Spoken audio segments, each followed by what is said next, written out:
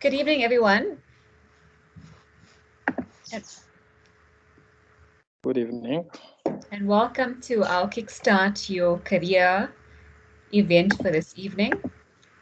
I just want to thank everyone for joining us, and we're going to get right into it. So we've got quite a Kickstart journey to get through, and we've got a fantabulous lineup for you this evening. So without further ado, let's get right into it. So the purpose, I just want to go through your presenters and a little bit of a program for this evening. You should all be able to see my screen. If you can't, please send a message in the chat box. So our program is scheduled to start off at 5 o'clock. We're a little bit late, but we'll get back into it and end just past 7 o'clock. We've got a welcome and address, which is currently happening. We'll go through a little bit of house rules and some general comments. And then we've got career attitudes towards nation building by Vishal, career pointers from the rise of Shaka Zulu by Mike, SAICE creating career opportunities by Tom, comments on your CV and job interview by Johan. We'll have a question and answer session, and then we'll have a closing. We're scheduled to close just after 7 o'clock because we went just past 5 o'clock. So hopefully you guys will be as intrigued as we are, and you won't mind going a little bit past the deadline. A few house rules. If you can post your questions and we'll answer in the chat most of the questions. We want to keep the conversations going. We want to keep things flowing, and we want to be as useful as you're out there to get the most out of it. What we will do is questions that aren't answered, we'll take it through to our Q&A session at the end. But jot them down and address it to who you think needs to be addressed, and we'll, as far as possible, try to answer all questions. There's no such thing as a stupid question. I'm sure you guys all graduated recently, and when we graduated, that's what our lecturers used to tell us.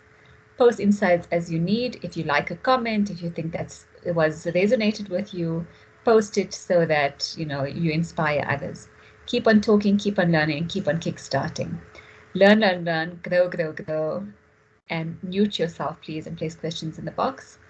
Let's hope that this evening we plant the seeds that will reap rewards. I just like to set the tone for this evening in terms of what it means to be an engineer. I assume most of you joining are civil engineers like ourselves or other sorts of engineers. And I think as engineers, our vision is to serve, to build, and to reward and recognize. And those are the items that resonate with us, that give our lives purpose. And as long as we're resonating, we're learning and we're growing and we're engineering, which is what we aspire to do. Without further ado, I'm going to hand over to our first speaker. And Vishal is going to talk to us about career attitudes towards nation building.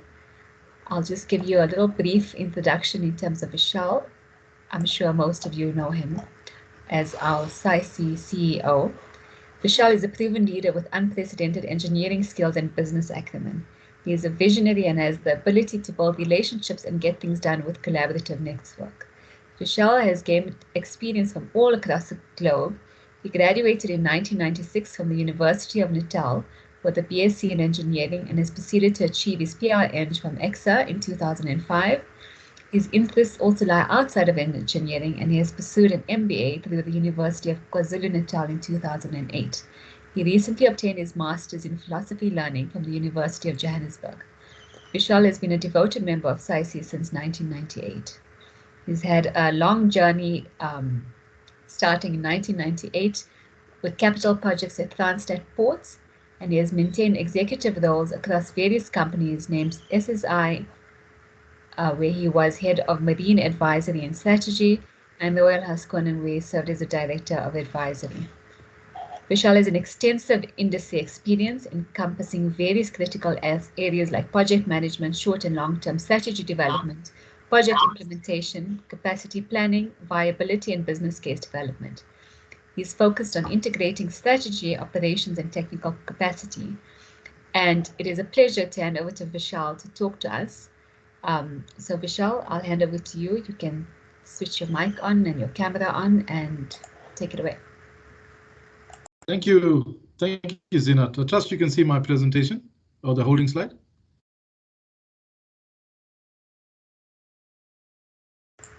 Yes, we can. Yes, we can. Okay, good stuff. Let's start. Thank you for inviting me and allowing me to present. Yeah, the concept of nation building, in order for us to build, it's important to know where we're starting from. So my presentation will talk about a little bit about the concepts. What are you still doing here? I'm attending something. Okay. Tell me. I think it's good. Okay. It's good to have our mute on.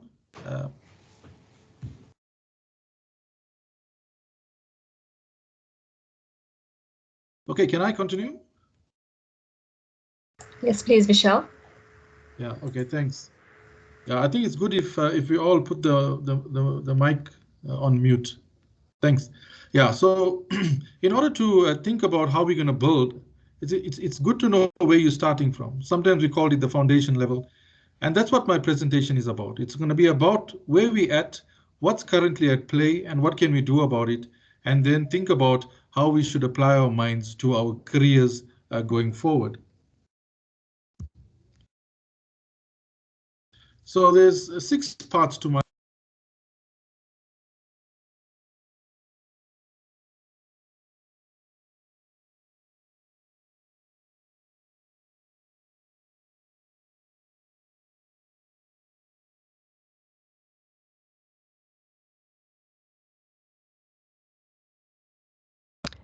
Sorry, Vishal, you're on mute.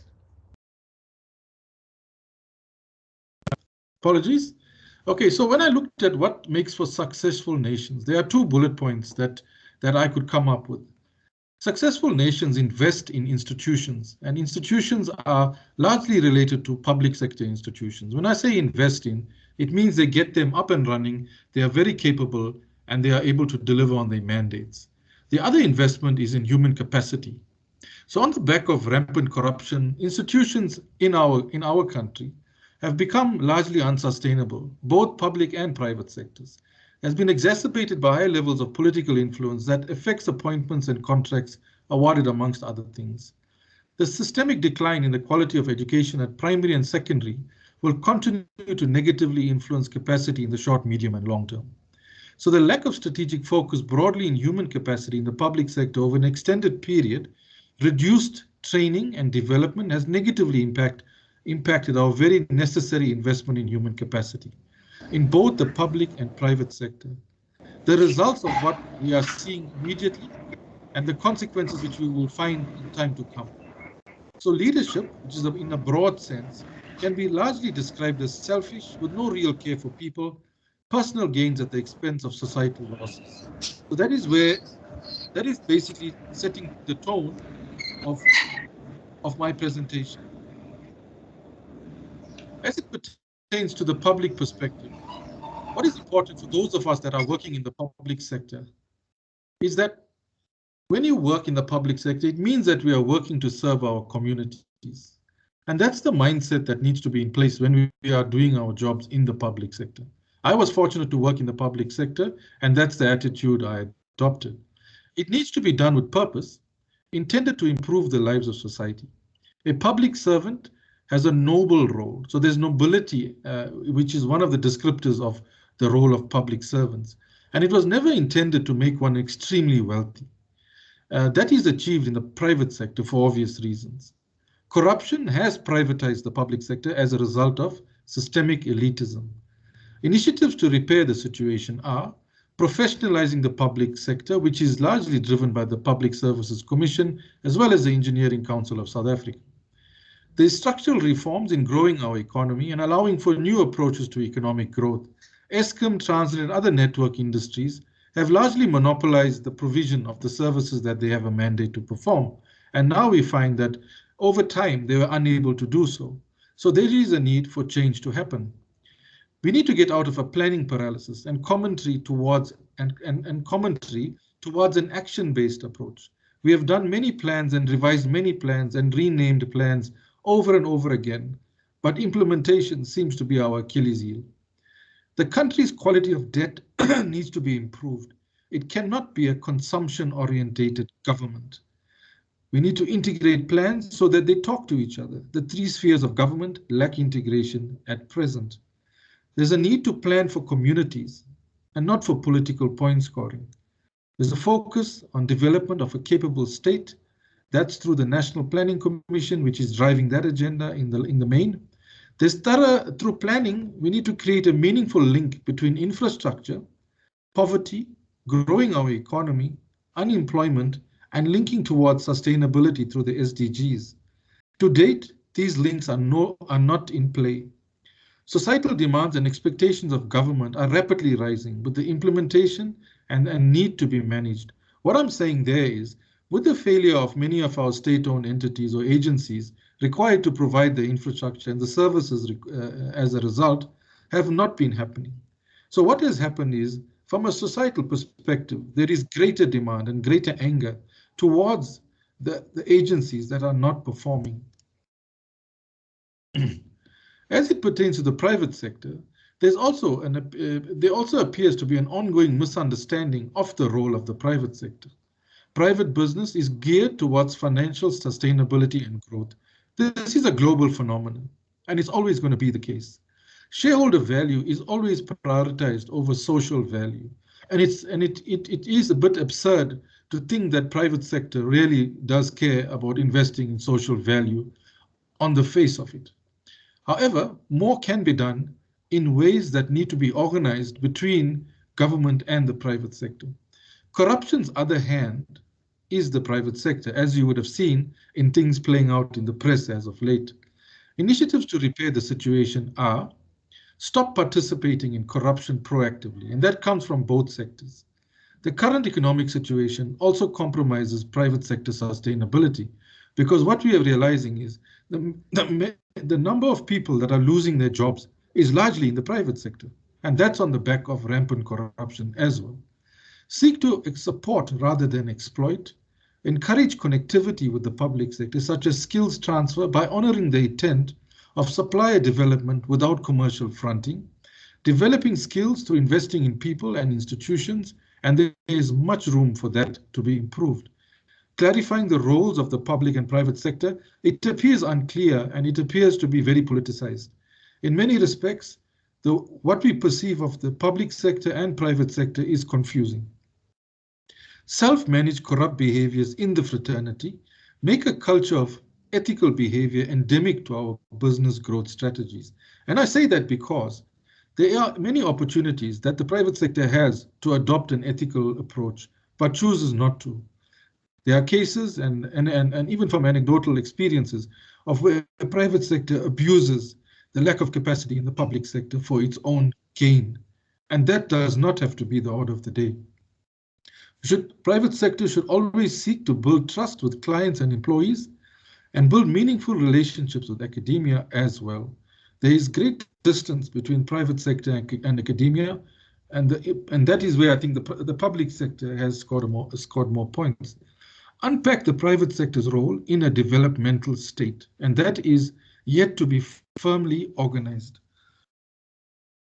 Excuse me.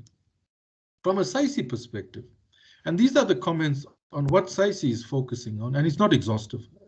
SAICE provides support by championing the cause of civil engineers, science, technology for the good of civil society. The economic decline, lack of regard for science and technology has led to despondency in our fraternity. Initiatives to repair this situation are: remember and realize the role of the designer, the scientist, the academic, the advisor, the planner, and the constructor. These are very clear, defined roles, and we need to honor these roles as equals in the infrastructure supply system. Currently, it is not the case. So whichever role we adopt in our careers, we should remember that these are our colleagues and then deserving of equal respect and regard.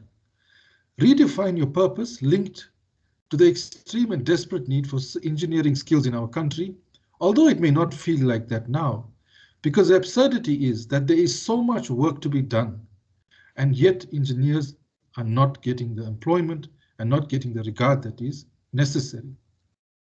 The institution has the highest regard for the mandate of the institutions in both public and private, and has commenced with active engagements at national office and encouraging branches and divisions to do the same. We have had some small wins already this year. We are looking at the process of redefining the manner in which we look at providing capacity building in our economy. Work hard and work smart, whilst remembering that you as a client is often an intermediary. Society is the ultimate user and beneficiary of the assets that we create. Gain an appreciation for the negative effects of transactional and the opportunity for a transformative approach to life overall. It can bring much meaning to how we do and what we do. From a society's perspective, and these are comments from a social position, civil society has felt the impact of economic decline. Frustrations and a sense of hopelessness appears to be the order of the day. COVID has further made societal circumstances untenable. 33% unemployment, roughly 7.2 million people have been affected by this. The initiatives to repair the situation are: have a regard for infrastructure currently in place. We cannot afford the loss of further infrastructure or damage thereto. Focus on holding leaders accountable. I see an upsurge of entities trying to do so. Forces are working to divide us as society. Let us realize that we are in this together. Participate actively when allowed to do so, such as public participation events, planning inputs, and comments on proposed legislation. Up to date, we still find very little contributions coming from our members as an example, which suggests member apathy. But if we don't take the opportunity to comment and provide these inputs when asked to do so, it is difficult to argue when we get what we deserve. Despondency must be translated into active citizenship, and now is the time to do so. Educate oneself every chance we have, read, debate, and educate another. Seek to understand the dynamics of our earth. We need to know what impacts our actions have on it. Stop the negative dialogue in the office, the home, and in community sessions. Assist another in time of need. Social justice affects us all. Let us strive for such as a collective. So my second last slide relates to the values of leadership. And leadership is not just another person. Leadership is what is sitting within each one of us. And this is what is required of us. Lead by setting an example of the way you want things to look like and be. Seek out change and not look for fame. Focus on the essence of being a leader. Place values at the heart of every action and everything that we do as civil engineers, because we are serving a cause much greater than ourselves and a legacy that will surpass our longevity on this earth. Harness ambiguity and uncertainty and don't run away from that. Cultivate diversity and collaboration as we work in our teams. Focus on harnessing technology and making the best use of technology. We are a developing country, a developing continent, and the greatest opportunity sits for us with us to exploit technology. Embrace vulnerability and adversity because that is what brings strength. Be willing to develop and nurture the next generation of leaders because we need them dearly. My concluding remarks, and this is what I typically put in my parting slide in each case. The benefits of being registered with SAICE is networking, knowledge, increasing a knowledge base, courses, and the like. There's the role of SAICE in this economy, and there's many benefits of belonging to it. Innovation and fourth industrial revolution is only the tip of the iceberg. Especially when I'm talking to our youth, this is your opportunity to exploit this. Local versus global opportunities remain, and that in that regard, because our profession is a globally regarded profession in South Africa, and we should treasure that and not look to undermine it. Thank you, Chair. Thanks, Vishal. I know I only gave you 20 minutes to summarize all that you want to say, but I think that there's so much more that can be said from what you've touched on. You've touched on so many aspects: private sector, public sector, what our roles in society is. And I think what I take away from it is really, what Gandhi said, which is my go-to, is be the change you want to see in the world. We can all sit and complain about everything that's wrong, or we can do as you say, work as a collective, work collaboratively and find a solution, because there is a solution. I think interesting you mentioned public and private sector. I'd just be interested to know, and perhaps everybody can just type in the chat. Any of you graduates, are you employed in private sector? Are you employed in public sector? Just let's get the conversation going in the chat. Let's see who our audience is, and let's see what the thoughts are around Vishal's very insightful discussion. Our next speaker is Mr. Mike Lexy Smith, who's going to talk to us about the rise of Shaka Zulu. And I'm just going to give you a brief summary of Mike. Mike has amazing experience and amazing learning in various aspects. He is a psychologist and a facilitator. He's worked in many training programs leading from leadership development, personal effectiveness, emotional intelligence, mentorship, coaching, diversity management, negotiation skills, assertiveness and communications, change management, customer services and customer care, technical report writing, business writing, stress management, time management, problem-solving skills, balanced scorecard implementation, project management, and dealing with change as an ongoing constant, personal development, and specialized team building. He's a writer and an author. He's an international presenter and conference speaker. Mike, we're so extremely honored to have you and your knowledge base to come and chat to us tonight. You've got amazing experience in everything from extended public works to contract documentations and labor-intensive programs. You've worked in so many different sectors, from engineering, mining, healthcare, construction, metal refining, production, pharmaceuticals, food, banking, telecommunications, fuel, oil and diesel production, transport, forestry, commerce, clothing, wholesale and retail, IT, air traffic control. You've worked with 8 South African governments, 4 government ministries, and many municipalities. It's amazing how much you've done in such a short period of time. I don't know if there's a reincarnation that's happened over the years, because the amount you've achieved in one lifetime is absolutely phenomenal. Your topic is very interesting and inspiring, and I hope that our listeners will take another aspect in terms of a career that's not typical, but there's so much of learning that can be learned from that. So, Mike, without further ado, I hand over to you to inspire us. Thank you so much. Everybody can hear me? And can you see me as well? Yes, we can hear you. We can see you. Okay, I'm going to share my presentation. Thank you so much for the introduction. I think the greatest blessing is that I've had a career, and I started my career as an English teacher. And God has just blessed me immensely to have exposure to all the different aspects of business across this country and in 14 other countries. And it's just been an absolute blessing. And when we talk about a career, a job is a job and a career is a career. A job is something that you do, a career is something that you develop and grow.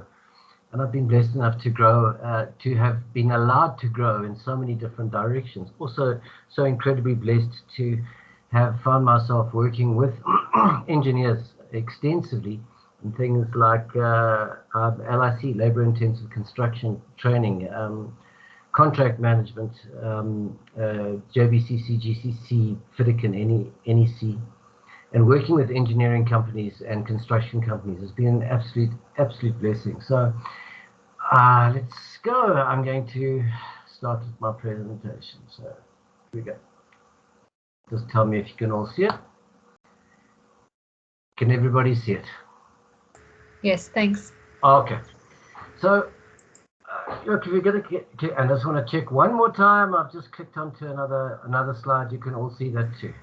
Perfect. Thanks, Mike. We Okay. can. How to kickstart your career? So I love the statement that comes from Henry Ford. Whether you think you can or whether you think you can't, either way you're right. It's afforded to him, and self-confidence really is the key.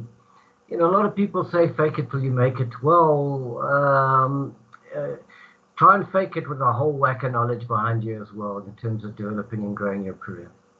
So let's have a look at leadership principles and career principles from Shaka Zulu. And I was very blessed for a number of years to train a program which I still have the rights to do. It's based on Shaka. It was called Etiquette, developed by two amazing men. Sadly, one of them has passed away. Herman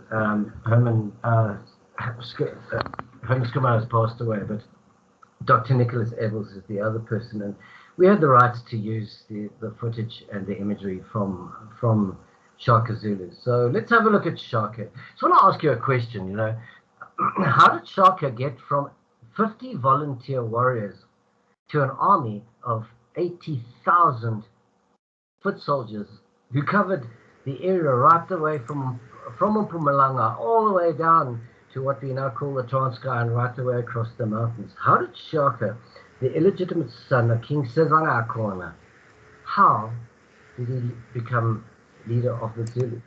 I'm not going to ask an interesting question, but I'm going to answer it anyway. And how many Zulu people were there when Shaka was born? Well, the answer is actually only 3,000. They were all the different clans as they came down and settled in southern Africa, all had their specialities, and they were actually cattle farmers. So how did the name Zulu get to cover every one of the clans in the area where Shaka became king? We'll answer that as we go along. Now, if you ever get an email from me, you will see this quotation at the bottom from Lombardi. The only place success comes before work is in the dictionary. So, you know, there's a lot of work that we need to do to get the success that comes with it. And a lot of people see success as being money and all the perks that comes with it. I'm going to say that success over a lifetime is not heaps full of money, because you can't take it with you. That's sadly, for Friday is my birthday, and sadly I'm going to the funeral of a friend of mine who passed away from cancer on this last Sunday. And you know, what we call a legacy, is a legacy the money that we leave behind to other people, or is the legacy the impact that we've had on people's lives around us? And I think I've kind of answered that question anyway. So I just want to touch on a very interesting thing that Eric Fromm, the great psychologist, says. We only have three basic needs as human beings: to love, to be loved, and to be recognized. That's it. You don't go to work to get love or give love. You go to work to be recognized.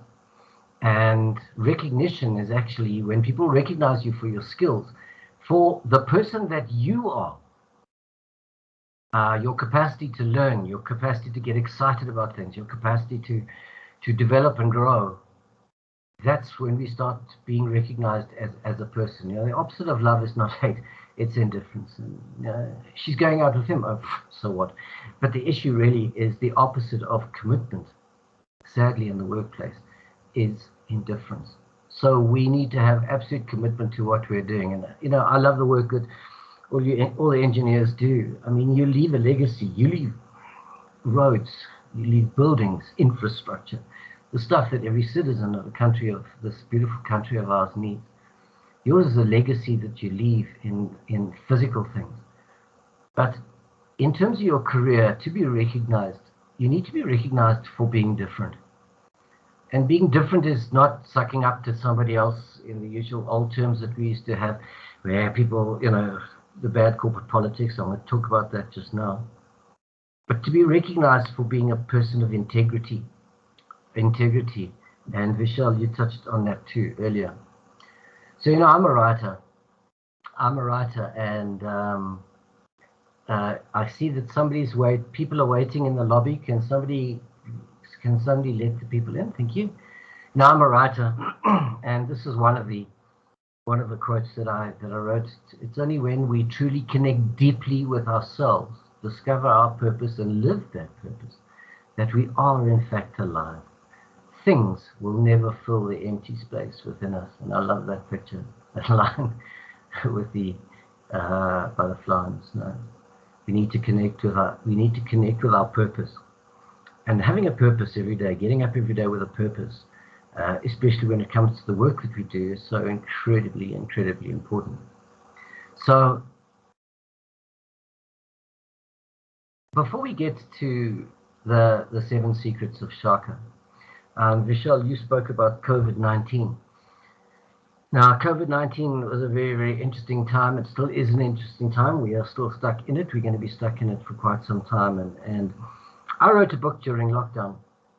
The book is called Life After the Pause. I called this time that we're in right now the pause, and I predicted that it would last for an extended period of time. In fact, the first line of the book says, in one elongated, agonizing moment, we realized that nothing would ever really be the same again. And this time of the pause, the book is actually about the physical, the emotional, physical, and financial impact that COVID has had on all of us, also on companies and on leaders. And for that purpose, I've developed 2 workshops. One is for staff members it's called Coping with the Effects that COVID has had on you. We don't actually realize that the world's actually in limbo, the world's in grief right now. And I've been running that in companies. The second one is how to lead effectively through COVID, calling for a different type of leadership, completely different type of leadership. And had amazing responses to both of those, where people have actually found that the essence of work has changed a great deal. Working from home, the impact of that, the impact that it's had on your industry has been huge. And we understand that we live in a time of immense change. Now, one thing we need to realize is that, and as Vishal says as well, we need to become change agents. So let's look at Shaka, shall we? Well, in terms of Etiquette says there are 7 basic emotivators. Let me give them to you. Okay, the first one is assurance, and it's the first level. First one is assurance. You and I want to know that some things are going to be the same. Now, the time of COVID has impacted on that, but we can have a measure. Unlike Maslow's theory, which is a hierarchy, you have to fulfill each one going to the next one. You just have to have a measure. The second one is very, very important, and that is connection. We need to connect with other people. Connection is so critical for all of us at the moment. Thirdly, you and I need a challenge every single day. We get up in the morning and we need a challenge. This is an emotivator. These are the motivators put forward by Etiquette and put together by Dr. Nicholas Ebels and the late Herman Screenby. Okay, we need a challenge every day. And then we need significance. Significance, we need to feel like we belong. We then kick up a gear, and we need to have a measure of growth. To feel like we're growing every day, learning every day. That's so important to our human psyche as an motivator. Then we need to feel like we're making a contribution, which is critical to all of us. Am I making a contribution in my day-to-day work? Now, in the work of that you as engineers do, you are making a contribution. You are making a difference. You know, when I go and train workshops, and the last workshop I had was down in Durban this last week. On one side of the table, I had people from municipalities, essentially the client, and on the other side, I had people from private companies, contractors. And how do we make a contribution in what we do? And then lastly, we need to have some measure of higher association to believe in something larger than ourselves. And these are the motivators that we need, immotivators we need. So you and I every day need a measure of assurance in what we're doing. We need to feel like we're connecting. We need a challenge. We need to feel significant at some level, not in terms of our egos. And the real problem with egos is that when ego is linked to our position and one of them go, they both go. And you know, we need to feel like we are making a difference. We need to grow as human beings, make a contribution, and believe in something bigger than ourselves. So I want to go to talk a little bit more about Shaka in terms of his career. And Shaka had a process and a plan. So the first one is, there are actually 7 then: reaching for the throne, sharpening the spear, reinventing the battle, dressing to kill, busting the terror, embracing the enemy, and lastly sharing the spoils. Now, Shaka, being the illegitimate son of King Sazangakona, and his mother was Nanti, who came from the tribe of the Elangeni. Shaka, the elders never ever wanted Shaka to become, or Shaka's father to marry his mother. And so Shaka remained illegitimate, and the elders didn't want the political connection between the Zulu clan and the clan of Elangeni. And so Shaka was seen as a problem, and there was a smelling out ceremony when Shaka was about 8 or 9 years old. And what they did was they would actually cut the person's ankle, take blood. If the person cried out, they were killed immediately, and they got killed, and their family. You see, there was a great deal of fear at that time because the Sangomas had huge power. Sangomas, essentially, if they smelt somebody out and somebody was said to be bewitched, they would have that person killed and their family and take all their possessions. So you can see if somebody had 3 cows and somebody had 1,000 cows, which one they might want to actually get rid of. Okay, but according to Shaka, didn't cry out, and according to legend, there was a flash of lightning and a roll of thunder. And they were actually had to be, according to tradition, set free. And Shaka and his mother became homeless for 10 to 12 years. Homeless. When Shaka was 18 years old, about 18 to 20, he landed up in a battle, and he found a man stabbed and had a spear in his back. And he had a choice: run away or stay. Run away, and he would be safe, and stay and help the man to heal and possibly get killed himself. He decided to stay. And the man who he helped was Dingiswayo, the Wanderer. And he stayed with him, and he helped to heal him.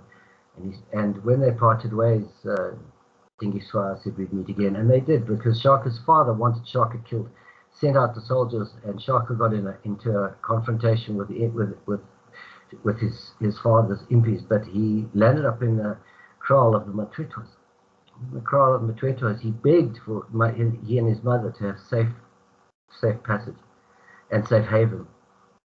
And he heard this voice saying, "Arise, Shaka." And who was it? It was Dingiswayo, King Dingiswayo, the man whose life he saved his life. And he became very close to Dingiswayo, but he became a foot soldier for General Buza.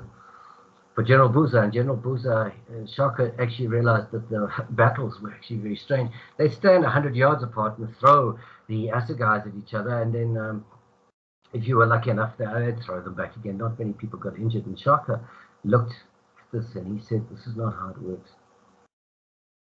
And Shaka was allowed to create a regiment. He worked very, very closely with his mentor. And his mentor at that stage was Dingiswayo. And that's one thing about your careers: you need a mentor. You need to find a mentor. You need to also be coachable, somebody who can teach you. But Shaka had a mentor, and that mentor was Dingiswayo, King Dingiswayo of Matwetwas. And they came up with a new battle technique, and the battle technique was to create a shorter spear. with a bigger head called an Etiquette and a much bigger shield. And then they would form just like the Roman soldiers did, and form a square. They'd approach the enemy with shields on the side and above them, and the enemy would be throwing the assegais and bouncing off the square of shields, and then they set the horns of the bull, just exactly the same technique that the Romans used. And they would split sideways and go around and actually surround the enemy and then push up and then stab, push them up and stab in the heart with the spear. And Shaka was allowed to have a volunteer regiment. They're called the Zikwe, the hunting bushmen. 50 volunteers.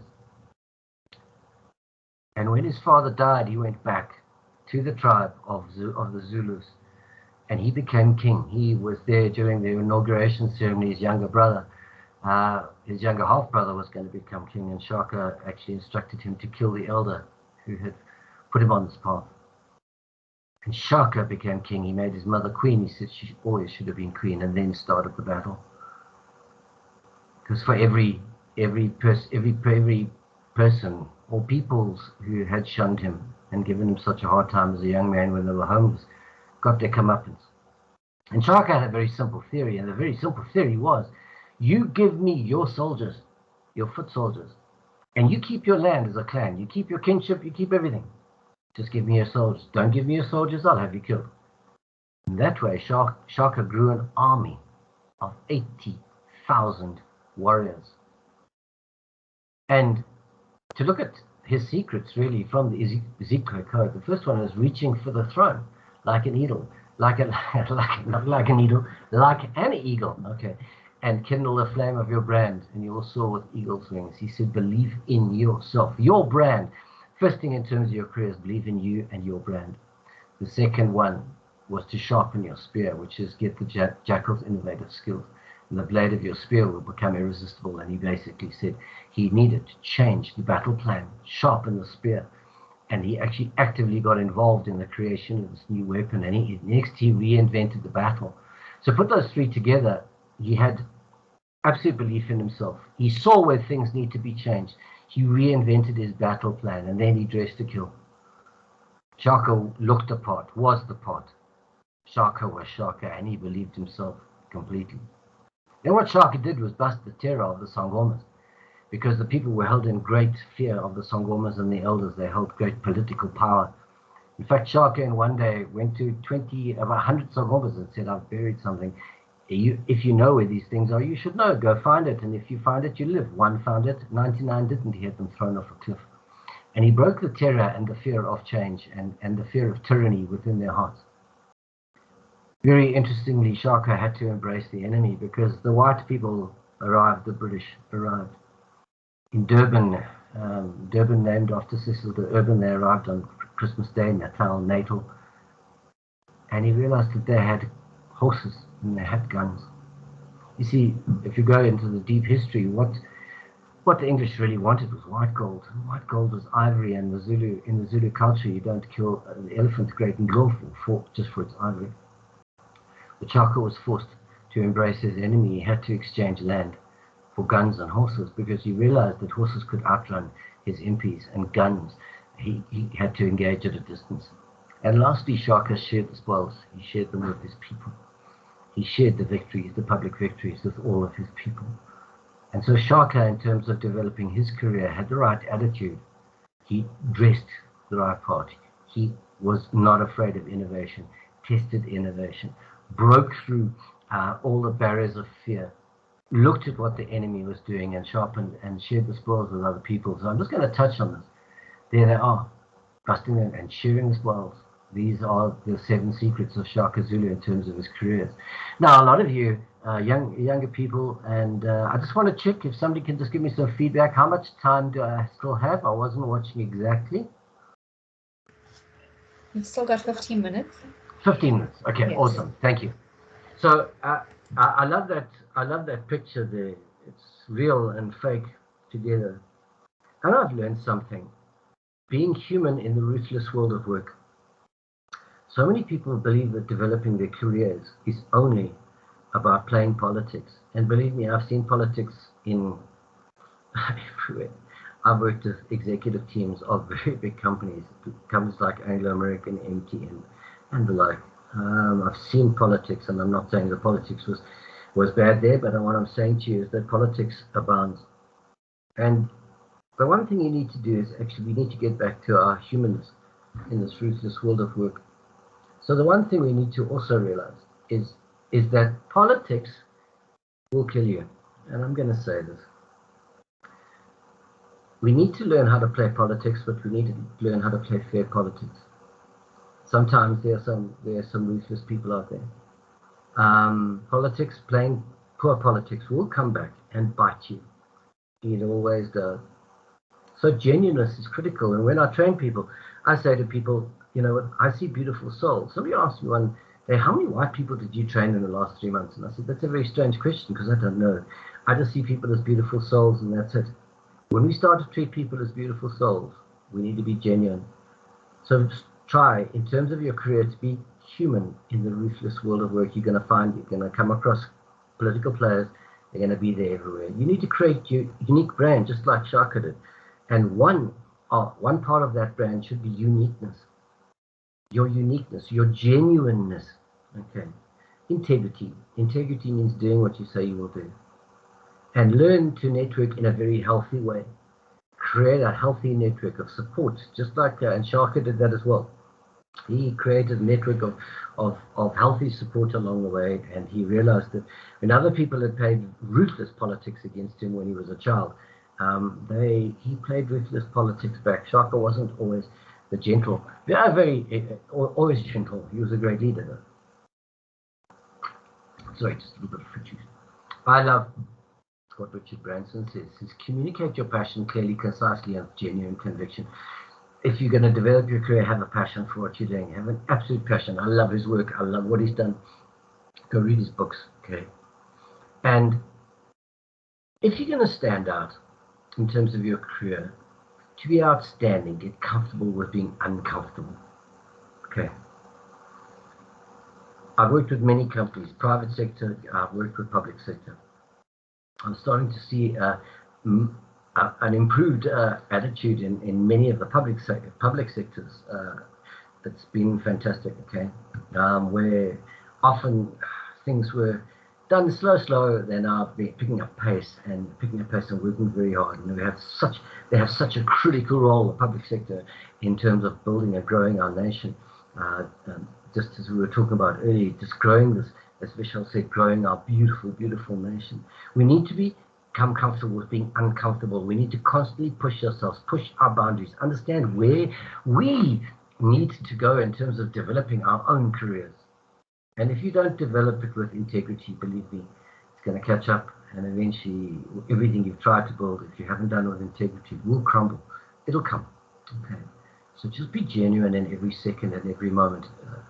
And I'd like to touch very briefly on this this concept of self-efficacy. Albert Bandura came up with the concept of self-efficacy.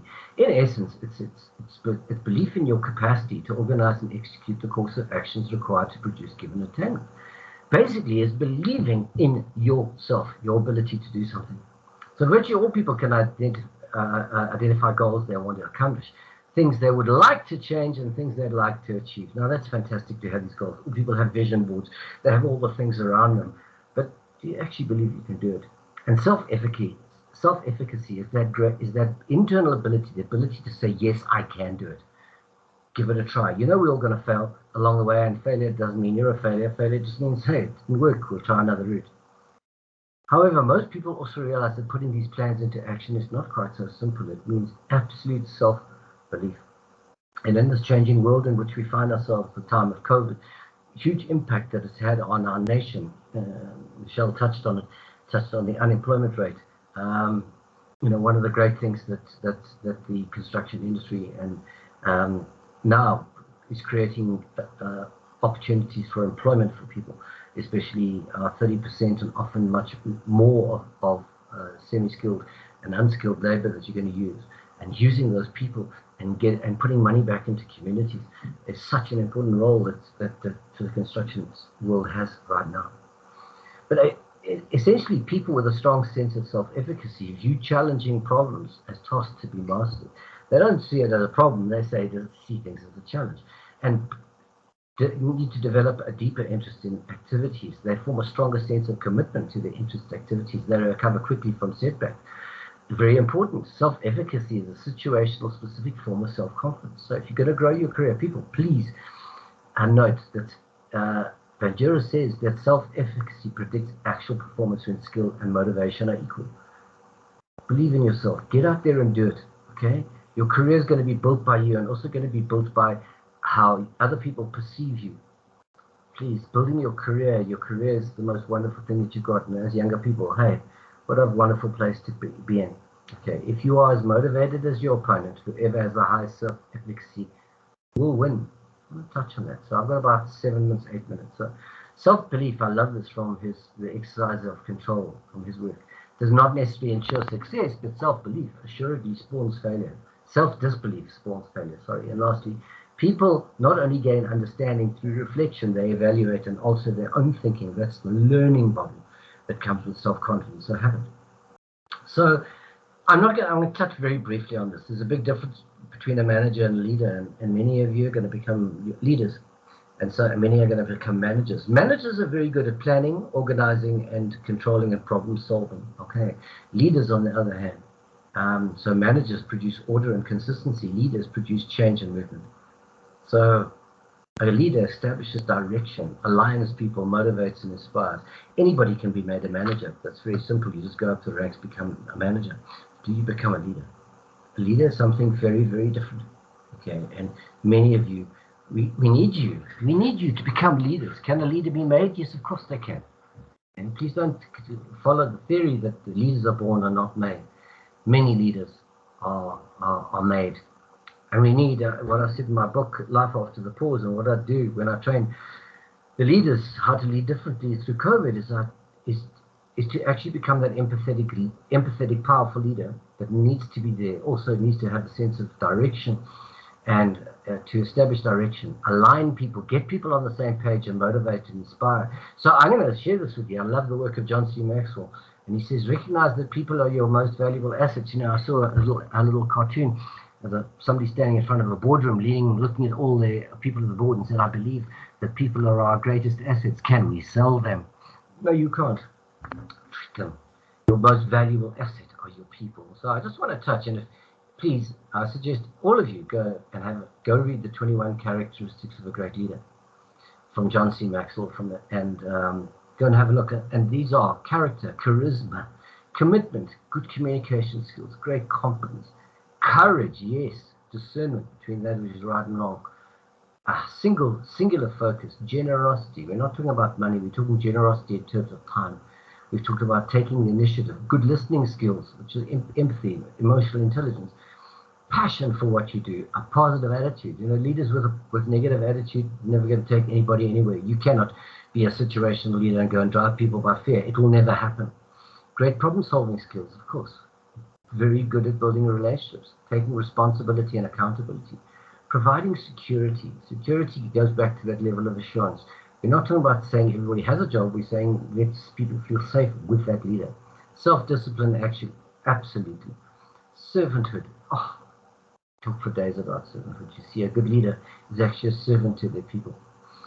They don't have people serving them. Have teachability and they have vision. Please go and read the 21 characteristics of a leader. Very, very powerful. So I'd like to share with you too. So please go and have a look at. And Shaka was all of these things. He had great character, charisma, he had great commitment. He was good at communicating. He was competent in teaching his soldiers. He had great courage. He had focus. He was generous when it needed to be. He took initiative. He was good at listening when he had to. He was passionate about building the Zulu concept of Zulu warriors. And all those warrior soldiers actually became AmaZulu under the name of Zulu. Okay.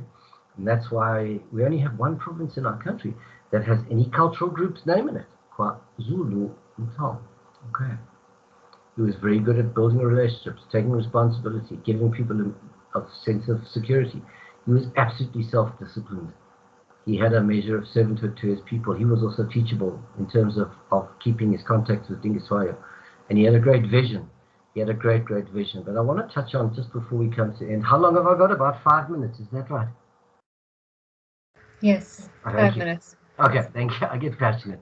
I love what I do. So I want you to have a look too. I love the work of Tony Robbins as well. Go and have a look at his stuff too. He says true leaders don't create followers, they create more leaders. That's what our country needs, and that's what Vishal was talking about. We need to create more leaders. We really do. There are enough followers. We need leaders to stand up. And I want to just talk just at the end about influence. Now, the greatest thing that any person in any form of leadership can have is influence on other people. And we're not just talking about CEOs of companies. We're talking about even a supervisor. Okay. There are 5 levels of leadership and influence. Okay. Level 1 is called position. People follow a person because they have to. Okay. He's the manager. Follow him because I have to. Level 2 is permission, which is based on I'll follow him because I actually want to, him or her. Sorry, I'm being exceptionally sexist here. Them, him or her, the leader. Okay. Third level is production.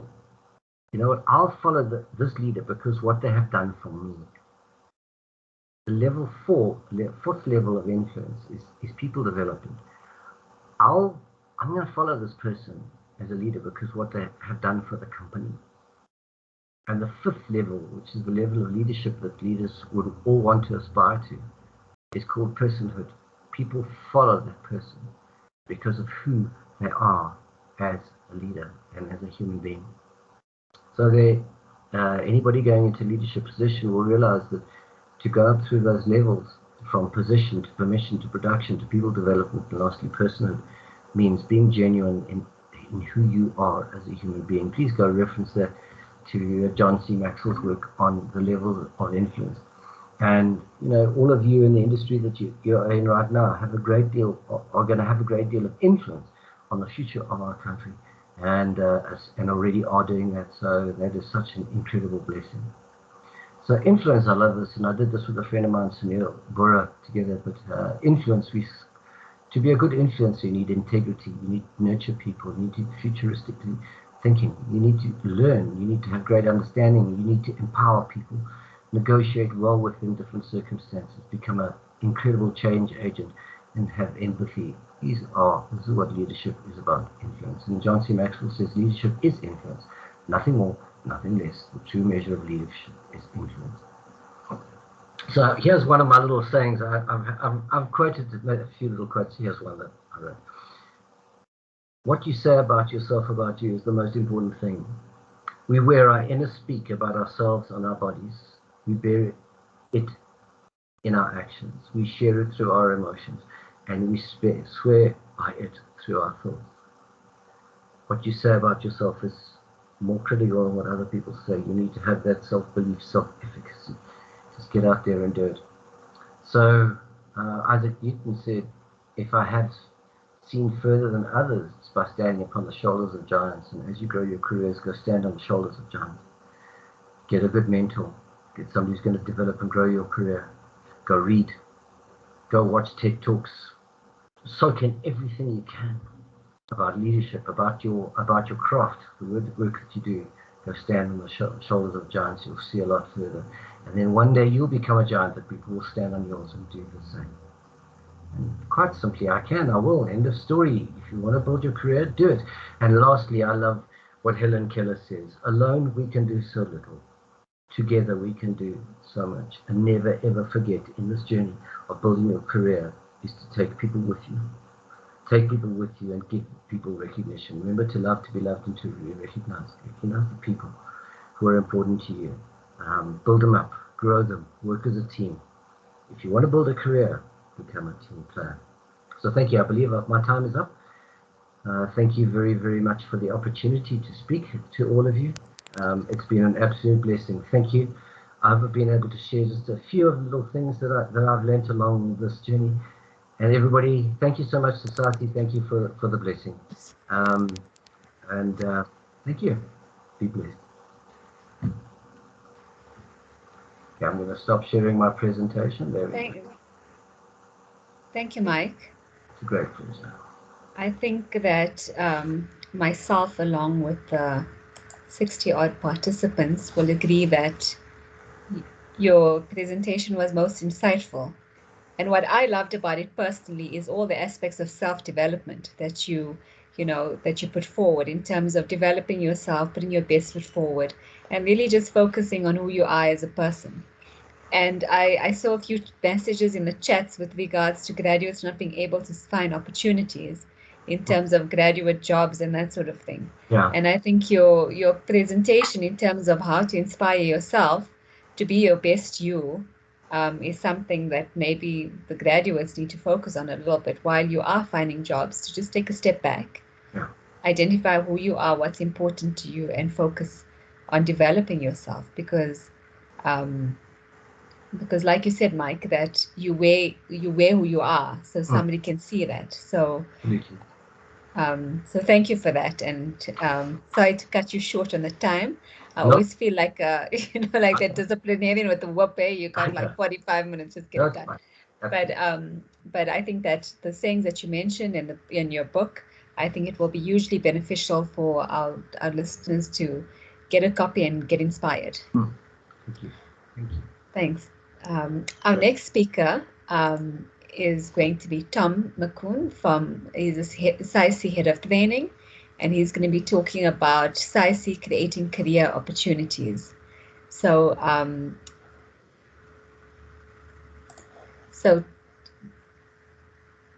thank you, Mike. There's some positive comments for you in the chat. I think a lot of people enjoyed it. It was enriching and encouraging, and it's a wonderful presentation. So thank you for that. So Tom has joined SAICE as head of training. He's got over 30 years of experience as an academic. He recently retired from the Durban University of Technology to head up the training portfolio of SAICE. He's actively and aggressively progressing the initiatives of the SAICE Academy, and he has been part of the launch. Tom is very diligent, focused, and hardworking, and really geared towards academic development and doing the best that he can. He supports students in the professional registration process, and is going to take us a bit through career opportunities and just a bit in terms of SAICE. So Tom, if it's okay with you, I'm going to hand over to you to take it away. No, thank you very much for that introduction and for the welcome to this evening's event. And I feel a little bit inadequate after Mike and all of his inspirational stuff that he has shared with you. But let me try and at least go through what we, from a SAICE perspective, and since you are predominantly members of SAICE, are doing with respect to trying to assist you to develop appropriate career opportunities. Can I just confirm, A, you can hear me, and B, you can see my presentation? Confirm to both. Okay, wonderful. Thank you very much. Okay, so let me maybe go back and perhaps draw us back into the SAICE business per se. The mission of SAICE is to provide engineering interests and needs of its members to facilitate sustainable quality of life together with the responsible utilization of natural and human resources. That's directly out of our constitution, and obviously everything that we are trying to do within the academy that I'm going to speak to you about predominantly this evening is focused on that particular mission. If we then look further as to the objectives of SAICE, and that's what we are discussing with you young professionals, and I even see a couple of old professionals in the meeting tonight, is your growth and your development, a general advancement of the science and practice of civil engineering, and obviously we achieve that in transformation through the skills and professional development. So SAICE has always been in the technical space. We've always worked towards the development of things like CPD and related matters and publications like the GCC. But we feel very, very strongly that we need to move into what happens after you've achieved your professional registration. And the chair mentioned that we are working towards assisting people with registration. Johan and I, who is also going to speak later, are working towards the development of a number of videos with other partners from SAICE that will assist you if you don't know where to start, which is the answer we are often given, what you will need to do in terms of at least how to fill in the form to apply to be a candidate, for example, how you go about getting a mentor. Mike's mentioned mentors, and I will do so as well. How you go about addressing the outcome categories A, B, and C, particularly and we are working with EXA to try and make that experience a little bit better, and in particular where people are having difficulty addressing one of the outcomes. So more about that in a moment. If I go one step further and I look at what the institution's activities are designed to do, they shall focus on the development, promotion of the engineering profession. And this evening session, as an example, is doing that, specifically aimed at people trying to kickstart their engineering careers.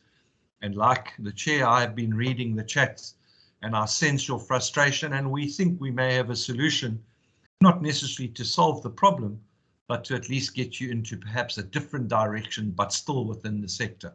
Having spent, we would hope, 2 to 3 years or 4 years studying, we know reality is it's probably 5 to 7 years studying. We have students who don't necessarily get through in minimum time. You then find yourself walking with a piece of qualification in your pocket, burning a deep hole in that pocket, and you are unable to secure employment. And if you are able to secure employment, it's on the back of you must have experience. How do you get experience if you can't find that initial job opportunity? And I think a lot of what Mike and Vishal have said and what I'm going to speak about tonight, hopefully will point you in the right direction. If nothing else, make you think about what am I doing to enhance my ability to be the person that the potential employer will choose.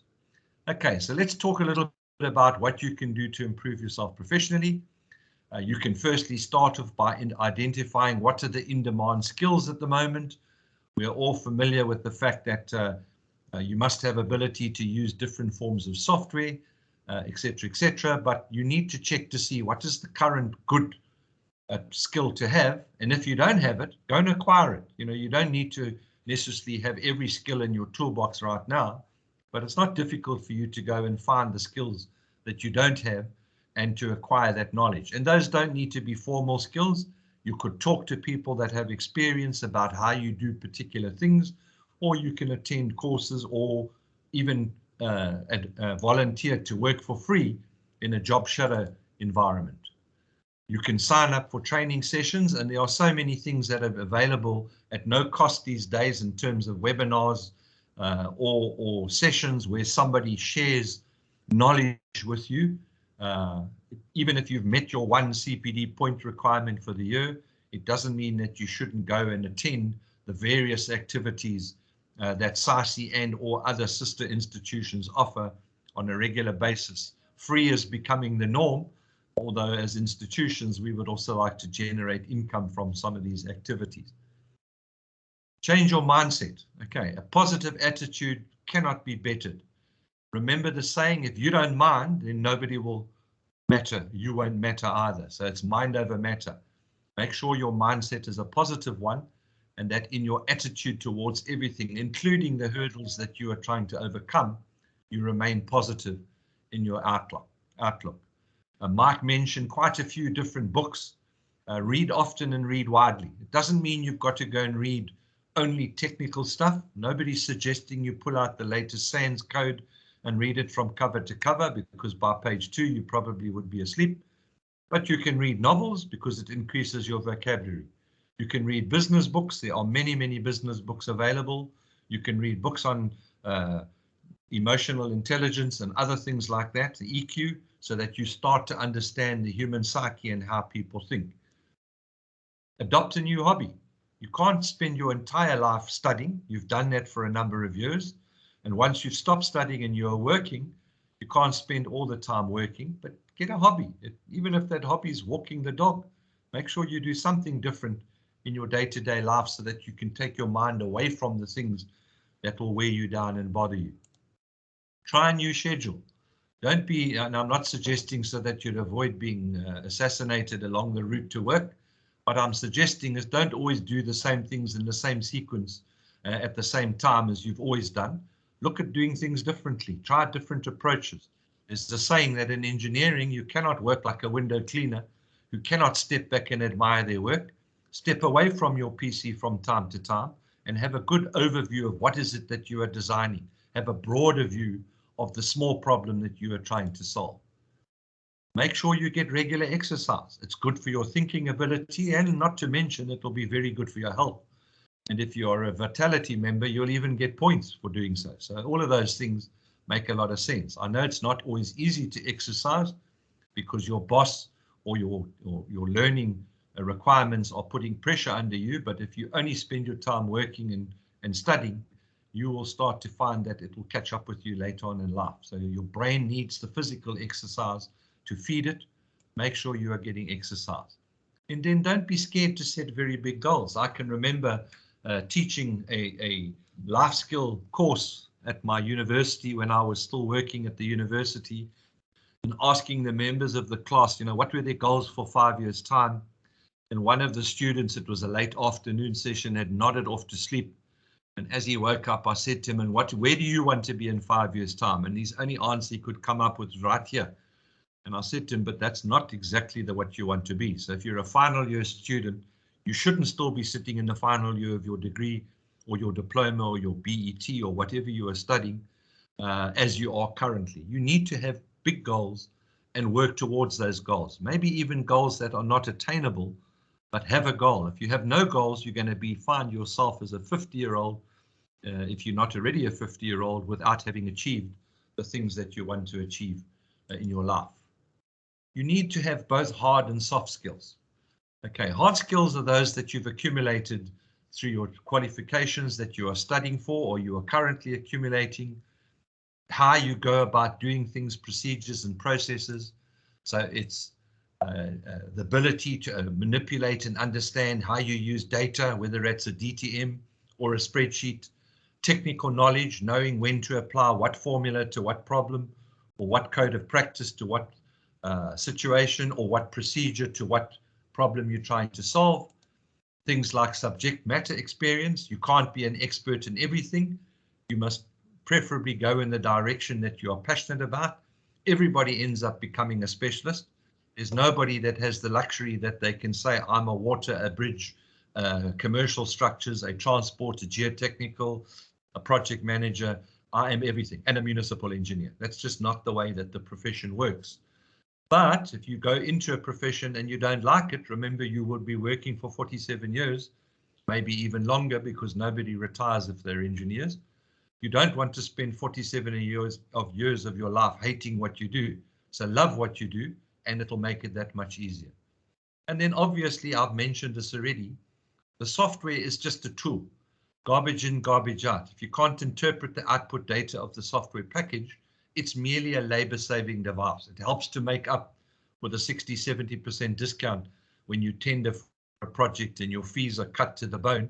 If you didn't have that software and you were still doing it like Johan and I used to do it, and a few others old school, with a calculator and a pencil and a pen, manually sit and do a design on a drawing, you would obviously not be able to provide the discounts that you're providing.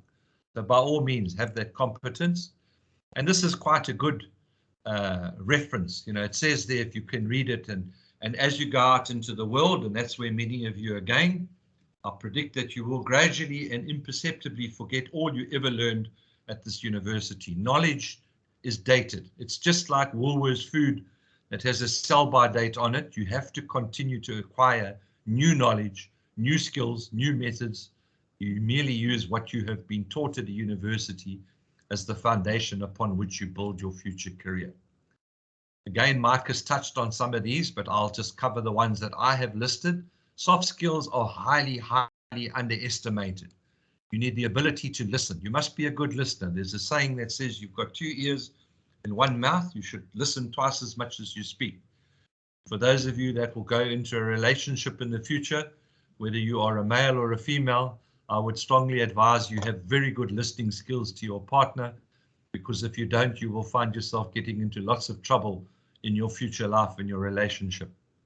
You need to have the ability to resolve conflict. That could be a work conflict. It could be a contractual conflict.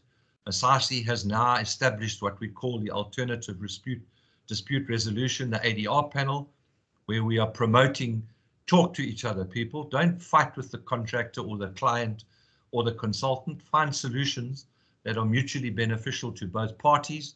It'll end up being a lot less costly to the project, because when you go the arbitration and or mediation route, you may win, but the only person who really makes any gains is the lawyers involved in the conflict resolution. You must be creative. Engineering is all about problem solving, but you can problem solve in a creative way. Don't always problem solve because you did it that way in the last project. It's the same way you should do it in this project. Always have a creative mind. And I know we are not naturally creative people, but we are building things. We are designing things. That in itself is creativity. You must be prepared to take risks, but don't take a risk without assessing the impact of that risk. Risk assessment is something that very few people naturally are trained in, but you have to learn to take risks. I'm sure most of you have bought a lotto ticket. You're taking a chance, but you're not taking a chance with people's lives or with an entire business's reputation. You're taking a small risk for a high reward. Make sure in taking a risk, like for example, changing a job because you're not getting the right experience, or taking on a job which is maybe not ideally suited to your skill set, but you're taking the risk that you can gain some experience to ensure that when you apply for the next job, you've got something in addition to your qualification to sell. You have to be adaptable. Things are not always going to work the way you want them to work. You're not always going to work with people that you like or people in the team that you like. You may have a very difficult architect or a QS that you are working with in your project team. Learn to be adaptable. Don't be so set in your ways that you do it your way or no way, because then you will definitely eventually take the highway, and it's not a pleasant one. You must have the ability to negotiate. Everything in life is a negotiation. You want to do A, your friends want to do B, and maybe between the two of you, you will negotiate and actually do option C. So negotiation is a skill, a soft skill that you need to have. I don't need to tell you how important time management is. Hopefully the university at which you have studied has emphasized the importance of time management, because time is the only thing that's non-discriminatory in our world. You've got 24 hours in the day. Yes, the day starts at different times for different people. In other words, when you're sleeping tonight, people are waking up elsewhere in the world, but they also only have 24 hours. You can't stretch time. You can't make a day last for 36 hours. It just doesn't work like that. So it's very, very important that you know how to manage that time. And then you need to develop the skill of being able to speak in public. And I'm not necessarily saying stand on a stage, talk at a wedding or talk at a public address or whatever, but you're going to deal with clients, you're going to deal with colleagues, you're going to deal with the community. You need to be able to communicate with them at the level at which they will understand. We often as engineers make the mistake in making our speech very technical. And if you say to a community, no, we're going to arrange this super elevation on this curve such as the sideways force coefficient doesn't exceed the maximum permissible, they're going to say, Abel, what on earth are you talking about? Or ish, as you all know that language. Make sure you can speak to the level of the recipient.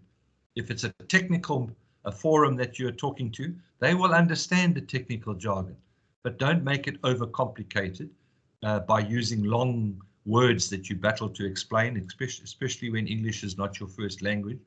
Talk in plain, simple English that everybody can understand, and you won't get tongue-tied in trying to pronounce the word. There's a few things you need to be mindful of, and again, Mike has mentioned some of these. You must learn to establish a work ethic for yourself. Now, I'm not suggesting you should be a workaholic. You must have good work-life balance, but you must have a work ethic. In other words, if you work for me and I ask you to do something, do I know that you are going to be dependable and you will deliver? Even if it means that in order to deliver, you may have to sacrifice a little bit of your own time or work a little bit longer than you had anticipated working. That's what work ethic is all about, dependability and reliability. You need to excel, but in an unselfish manner. Remember, you've got people who work with you. If you are ahead with your work and you see a colleague or a peer either battling or struggling, go and help them. You don't need to only consider your own work. You work as part of a professional team. Make sure that the other professionals in your team also get the ability to use. And if you are inexperienced, but you can teach somebody else something, then you are actually acting as a servant to the building of the profession, or nation building, as I like to call it. You need to consider the way that you dress. I mean, our civil profession 15 to 20 years ago, you used to have to go in a consulting practice and wear a collar and tie. But that doesn't mean you rock up to a meeting with a client in a pair of boxer shorts, a t-shirt, and a pair of slops. You need to dress according to the audience that you are going to be talking to. When you go to site, nobody's suggesting you put your tuxedo on, because that's what Mr. Delivery does when they deliver your pizza and whatnot. You must dress according to the environment in which you are going to operate. But remember, your dress is again an image of who you are. You need to establish a professional etiquette. What is right and what is wrong? Good old manners are always a positive thing. It doesn't matter how long you've worked at an organization. If you are a junior and somebody senior to you walks into the office, it is normal etiquette to stand up and say, "Good morning, Mike, how are you today? Nice to see you, how's things going?" Etc., etc. You don't have to do it 5 times in the day, other than the fact that it will give you exercise. But develop a professional etiquette where people like to talk to you because you're a good person. You need to develop a professional attitude, very similar to your own personal attitude. What is your professional attitude? Are problems always, you address them positively? Even if you don't know the answer, you go and seek help and assistance in order to find the answer. But make sure your attitude always is professional. And this little diagram, I think, explains it all. You're all aware of what a Venn diagram is, but you've got people who can read Venn diagrams top left, people who can't read Venn diagrams top right, but want to, and then people who can't read Venn diagrams and don't want to at the bottom. And then you've got a combination of all of those. You can't always be in one of these boxes. Often you'll be pushed into overlapping and working with everybody. What you don't want to be is people who can and can't read Venn diagrams and won't and don't want to. That's the worst situation to be in. So remain positive and make sure that if you are able to do something and somebody you work with is not able to do it, teach them, show them, help them. There's a saying that if you want to learn something, teach somebody else how to do it and you'll never forget. Make sure you are honest. Don't cheat your timesheet because you've ducked and dived if you work on a flexi hours or whatever. A lot of people are working from home now. If your boss requires you to give him a good day's work, make sure you still give him the 8 hours or the 10 hours or the 12 hours that you used to give them when you were in the office. It's convenient to work from home because you can sit at your laptop and do work in your pajamas or your slippers, or even worse, in nothing, if you wanted to, as long as you're not on camera in a meeting. And that's flexibility of the workplace. So I don't think we'll ever go back to the rigidity of the workplaces as we used to know it. And remember professional privacy. That's all about you deal with other people's information, other people's records, other people's data. Be respectful, and the POPI Act requires it in any case of not sharing information which is not yours to share. And most importantly, make sure that you develop a very honest relationship with your client. Can they trust you? When you tell them, don't worry, I'll sort it out. No problem, I'll get back to you with the information tomorrow. Make sure that that's your word is your bond and you do what you say. And then lastly, I know that in labor, they talk about if you want loyalty, buy a dog. But in a company, you need to understand that being loyal to your company and going through bad and tough times with them will pay off in the long run. That doesn't mean that you are a slave and that you are having to work in unfair and unfavorable conditions, but it does mean that you must show some degree of loyalty to the organizations that perhaps gave you that first break in the company, and that will allow you to develop your career. I saw in the chat that people have mentioned this ability to find a job. We are currently working on what we call the entrepreneurship program. So the argument is that we've noticed from, in particular, the graduate members, that's those that have qualified in the last 2 to 3 years, that there are quite a high number that are still sitting, being unable to work in the sector. There are people who've gone into other sectors or who may be doing some kind of a part-time sales job, even packing shelves because they are desperate for an income. What we are working towards is we are working towards the development of an entrepreneurial training program with an organization called Modville. It's a business strategy company that specializes in startups. So what we're going to do is we're going to invite any unemployed graduate, and those of you in this particular session who are unemployed would like to get your names at the top of the list. I'll put my email in the chat when my turn is finished, and you can drop me an email and I will make a note of it. There is obviously a cost, but we realize that as an unemployed graduate, you can't afford, so we are now looking for companies that will assist us to sponsor. The structure of the training is as you can see on the screen. The person that is going to do this training from Montville is Matimba Ngwenya. He himself started out with a civil engineering diploma, started his BTEC but lost faith with the profession, went off on a tangent and became a barista and started selling not only the coffee in the cup but beans in the Eastern Cape, and then decided, no, it's too much hard work to keep making coffee all day long. There's not enough margins on it. Opened up a cleaning business.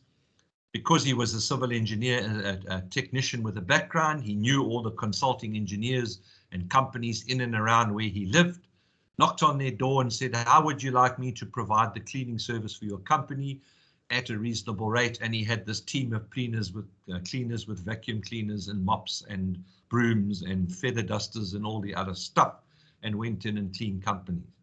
He ended up back on a construction site up in Limpopo province, and his role as the assistant site agent was to get the 30% local content contractors. When he asked for the locals, you know, who of you can lay bricks, who of you can plaster, who of you can do plumbing, who of you, because it was a shopping center they were building, there was nobody. And then he realized that there's this wonderful opportunity for new startup companies to get into that 30% or greater component of most large scale contracts. And he developed Modville in order to help people to start their own businesses. So we are hoping that instead of becoming an unemployed graduate looking for a job, you can become a self-employed graduate creating jobs. That's the objective. And obviously we are hoping we'll be able to see that take place in the next couple of months. One of the conditions we have attached to it is if we take in an unemployed graduate, Sasi will then track the development of that person's business, whether that business, we would obviously prefer it to be within the built environment sector, but you may find you studied engineering, it's taught you to problem solve, but you don't want to be in engineering, you want to go into something else. The only condition we are attaching to that training is that if we fund you through the training, and it's for Sasi members only, student members and or graduate members, then you must, when you have obtained, is my time nearly up, I'm nearly finished, you must then pay for another person to attend the same training so you can pay it forward. We've already appealed to companies to try and come forward. Very quickly, since my time is up, you may have seen this in the most recent Sasi magazine. This is our professional career model, where we are looking not only at tertiary level, at your candidacy phase, but we are introducing a concept called credentialing. Credentialing effectively is where you get your PRN, PR Tech Eng, or PR Technee, and then you spend time working in the industry and you develop expertise in a field. So let's say Johan, as an example, is a railway expert. Johan would be able to get credentialed as an expert in railway engineering, and we are hoping that public sector tenders in the future will not only ask for you to have the professional registration, but will also ask for you to be credentialed.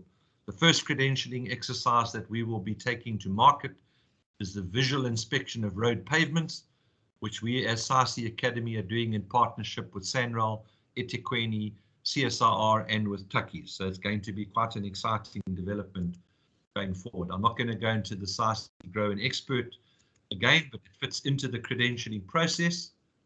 We've got these puzzles, which is development of your career, textbooks, and then my last couple of bullets, Chair, and I promise you I will shut up. I'm a lecturer, you see, I can talk all night if I get the opportunity. First important thing is to be successful in the workplace, do your job. Make sure you know what your job is, because you could end up spending a lot of time and energy doing stuff and actually you're not even doing what is your responsibilities. And then if you can, do more. If your boss comes to you and says, would you mind doing the following? Do what your boss asks you, but give them more back in return. Follow the rules. Make sure you understand the work environment, if it's a public sector environment or a private environment, what is permissible and not permissible. You know, what is the policy in the company with regards to the use of the internet or the email? What are the rules? Follow the rules. Make sure you retain and are always courteous. Being courteous is not something necessarily that you should ever avoid. It's very important to remain courteous. Be a team player. You have to be a team player in our profession or you will not succeed. And then very importantly, don't wait until you've been in the industry for 15 years and go and find yourself a mentor. SAICE Connect is a platform that you can go into, sign up, and ask SAICE to please assist me with a mentor. That's an experienced person that can assist you to answer things relating to your career, work frustrations, career frustrations. They are not your supervisor. That is not your mentor. And then my last words are, it takes a lot of time and effort to create your professional image and very, very little time or a few seconds to ruin it. What you say, what you do, how you act is very, very important to maintain your professional image. And Chair, that's me. Thank you very much. And thanks for the opportunity. Thanks very much, Tom. Like I've apologized to the other speakers, sorry to be the gatekeeper, but what's amazing is the passion that you have when you talk about the soft skills as well as the technical skills that one needs to have when they're actually looking for a job, when they're trying to get forward, when they're in a job, how to be better. And I hope there's been a lot of takeaways from the audience in terms of developing your soft skills. I mean, Tom, you spoke about the language barrier and the technical barrier. We often sit in our meeting in our boardrooms and you think about these wonderful drawings that you're creating with wonderful language and lots of rules and standards and that sort of thing. And then sometimes you need to take a step back to say, who's your target audience? You're doing a plan. How do you make it such that the people that are actually going to be reading the plan understand what it is that you're doing? And I loved what you're saying about unselfishly success. So when you are trying to be successful, help others along the way. I've got a saying that I like. It's we rise by lifting each other up. And I think that you've summarized it really well. So thank you very much for that very practical advice. And I like what you're saying about the entrepreneurship journey. I hope that the participants on the call will take up the opportunity. I started a business 8 years ago, and I wish I had such a nice summary because it would make us it a bit easier to navigate all of the admin associated with running and starting a business. Our last speaker for the night is Johan De Cocker, who is the SAICE past president. Johan assists us greatly on SAICE Johannesburg by giving us huge guidance in terms of the way forward and in terms of what we need to do. And sometimes you miss things that are processed, and Johan always is there to guide us on the right path. Johan studied civil engineering at the University of Technology, and he grew a career as a technical expert on rail and rail maintenance.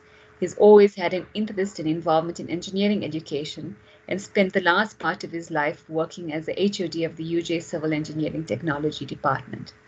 He actively promoted the engineering technology profession in EXA and SAICE and was SAICE president in 2008.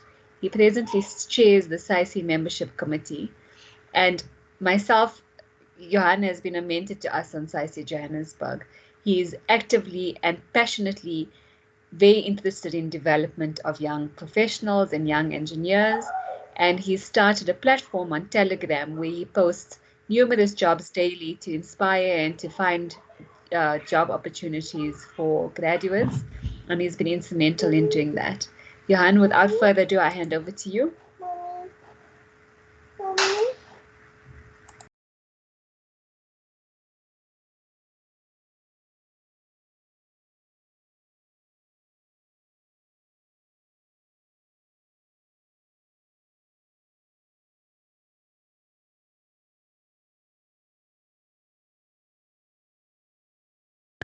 Sorry, I didn't unmute myself. Let me try and get back to the screen share. And oh shucks, now it's gone again. Do you need some help sharing it, Johan? The problem is, yes, I think I'll have to email it to you. You did email it to me yesterday. No, I didn't email you The final one. Okay, please email it to me and then I'll share it from my side. Okay, just a moment.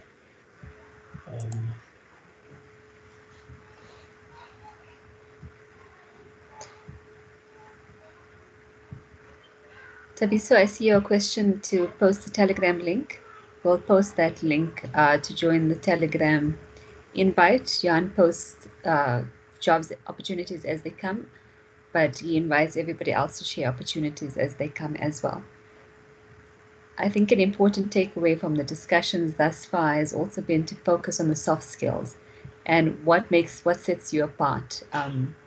We get so many CVs every single day from graduates, and I think the important thing is to say, you know, why should you get the job over somebody else? So how do you put your best foot forward? And Johan is going to take us through having an amazing CV and what's the do's and don'ts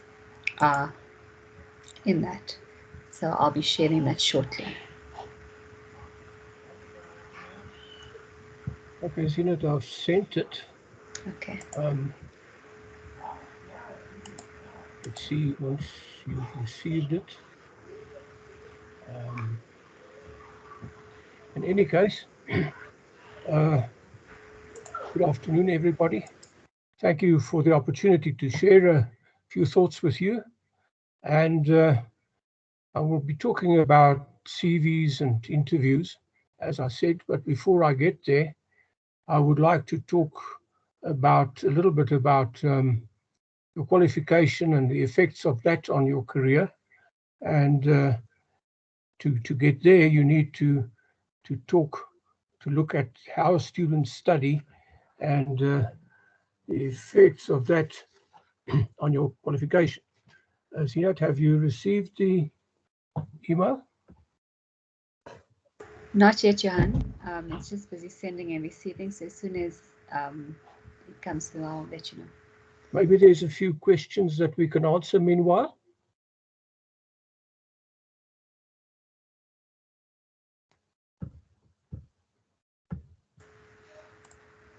Okay, I've got it, Johan. I'm going to share it on my side. So no more questions.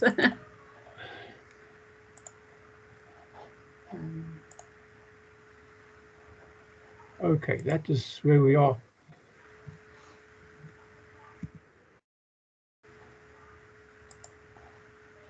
As I said, we'll start off by the next slide by the effect of how you study student custom on your career. Now, most of us know that there's two ways that students approach their studies. Many of them study to understand the engineering concepts, and they usually do well in their tests and exams.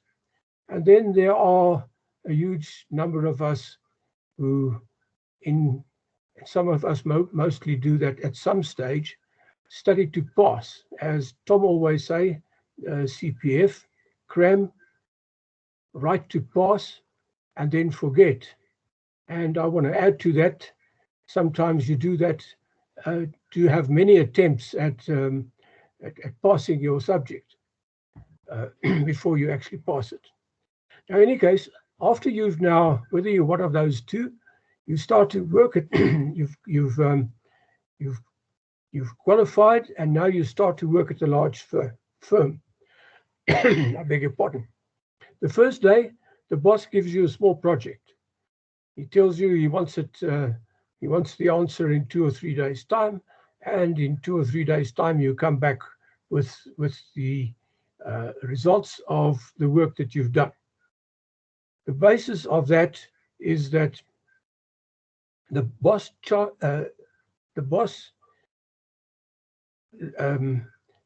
looks at what you've done, and he judges you on what you've done. If you've done well, if you've understood the concepts, you go to the challenging office, where all the guys who do challenging work, where they work. Or otherwise, if you didn't understand the concepts and you were a CPF student, you go to the menial backroom.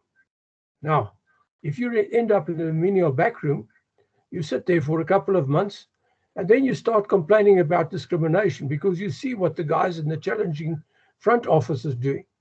And you say, no, and whatever you are, If you're a guy like myself, a white guy, you say, yeah, it's because I'm a white guy, I'm being discriminated against. So whatever you are, you say, I'm being discriminated against because I am what I am. And you don't realize that it's actually the effect of the way that you studied and that you forgot and you didn't understand the concepts.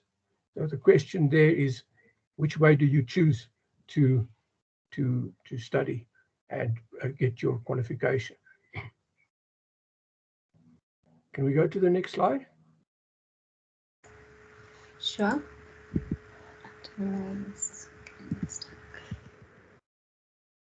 Fine. Now your qualification actually is like a toolbox. Anybody who wants to do work, he needs tools. So at graduation, you receive what I would like to call an engineering toolbox. Some qualifications are like a basic toolbox. It gives you all the basic stuff that you need to do engineering, whichever type of engineering you are into. Another qualification are maybe a bit more sophisticated. And then, of course, there's the top of the range set of tools, qualification.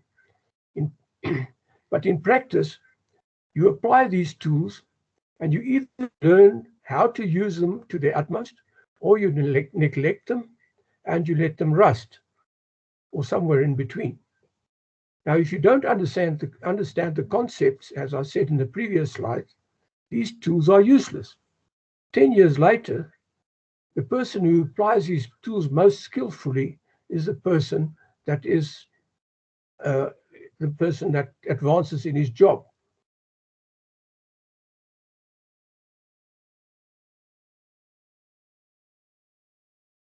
Can we go to the next slide, Stina?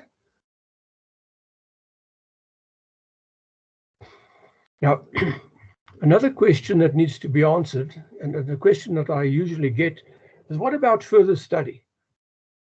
First of all, do you plan your career or do you just let it happen? If you plan your career, further study is probably part of it.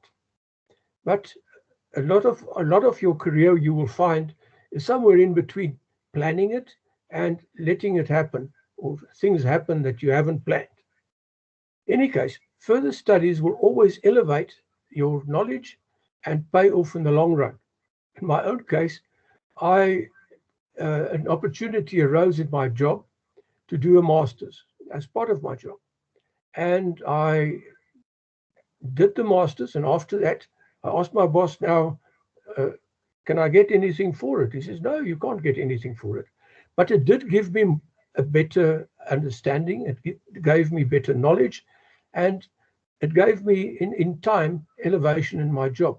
But more than 10 years later, it allowed me to change my career to an academic career. If I didn't have the master's, I wouldn't have had the opportunity to do it.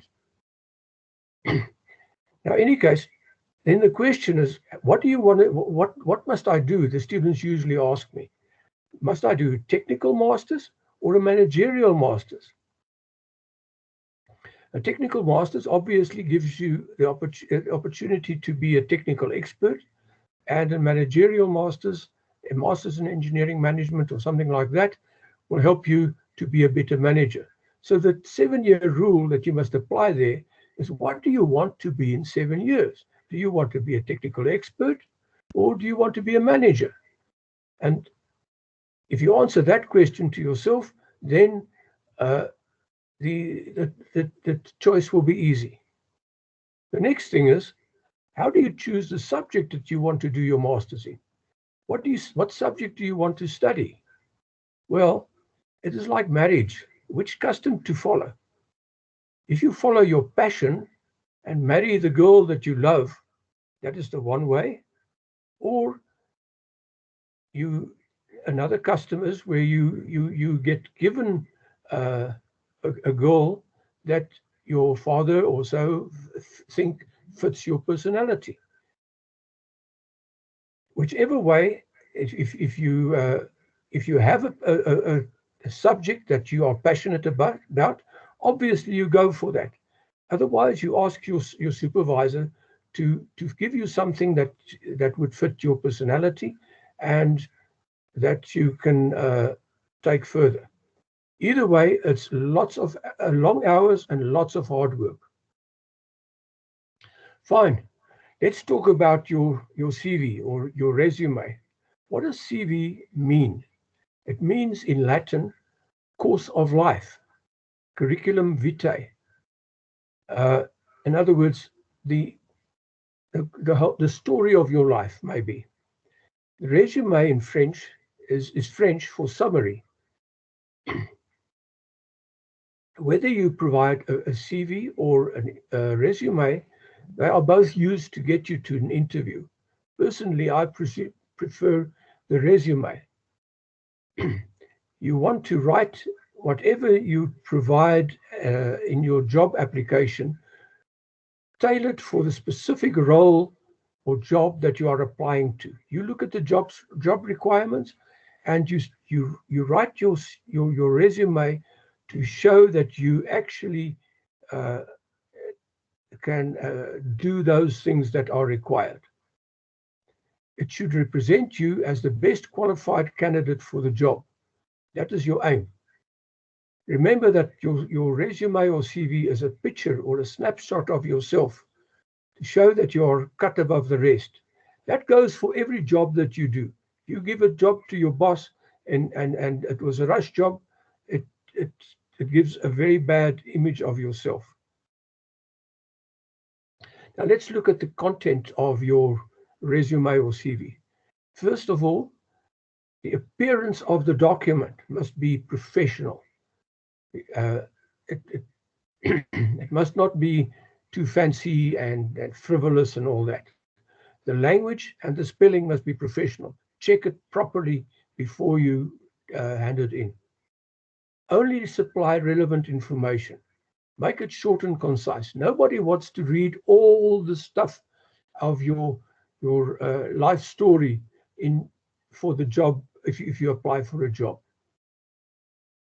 I've seen many people with years of experience that list all the jobs that they have done in their CV, describing each and every job.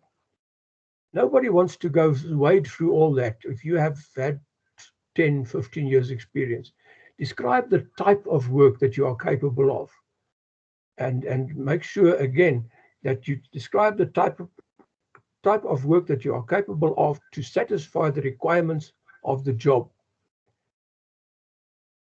As I said, and I can't emphasize that enough, write the CV for the job, how you fit the role.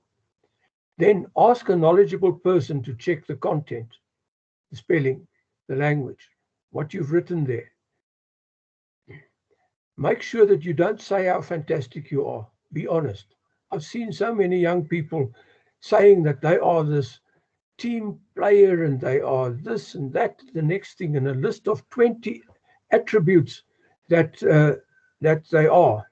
And I think to myself, but this is a super person. Why is he applying for a job? He or she should not even have to apply. People should be queuing to employ him or her. So be honest. Don't say how fantastic you are. Just make sure that you emphasize the things that are required for the job. Next slide. There's a couple of things that you don't want to have in your CV. First of all, CVs are many times misused by tenderpreneurs and identity thieves. Tenderpreneurs use your CV to tender for a job that they're not going to employ you for. And identity thieves use the personal information in your CV to steal your identity, and obviously that causes a lot of problems for you further down the line. Don't have a cover page. Don't have fancy graphics. Don't have dark backgrounds. Dark backgrounds copy badly. Cover pages is a waste of a page.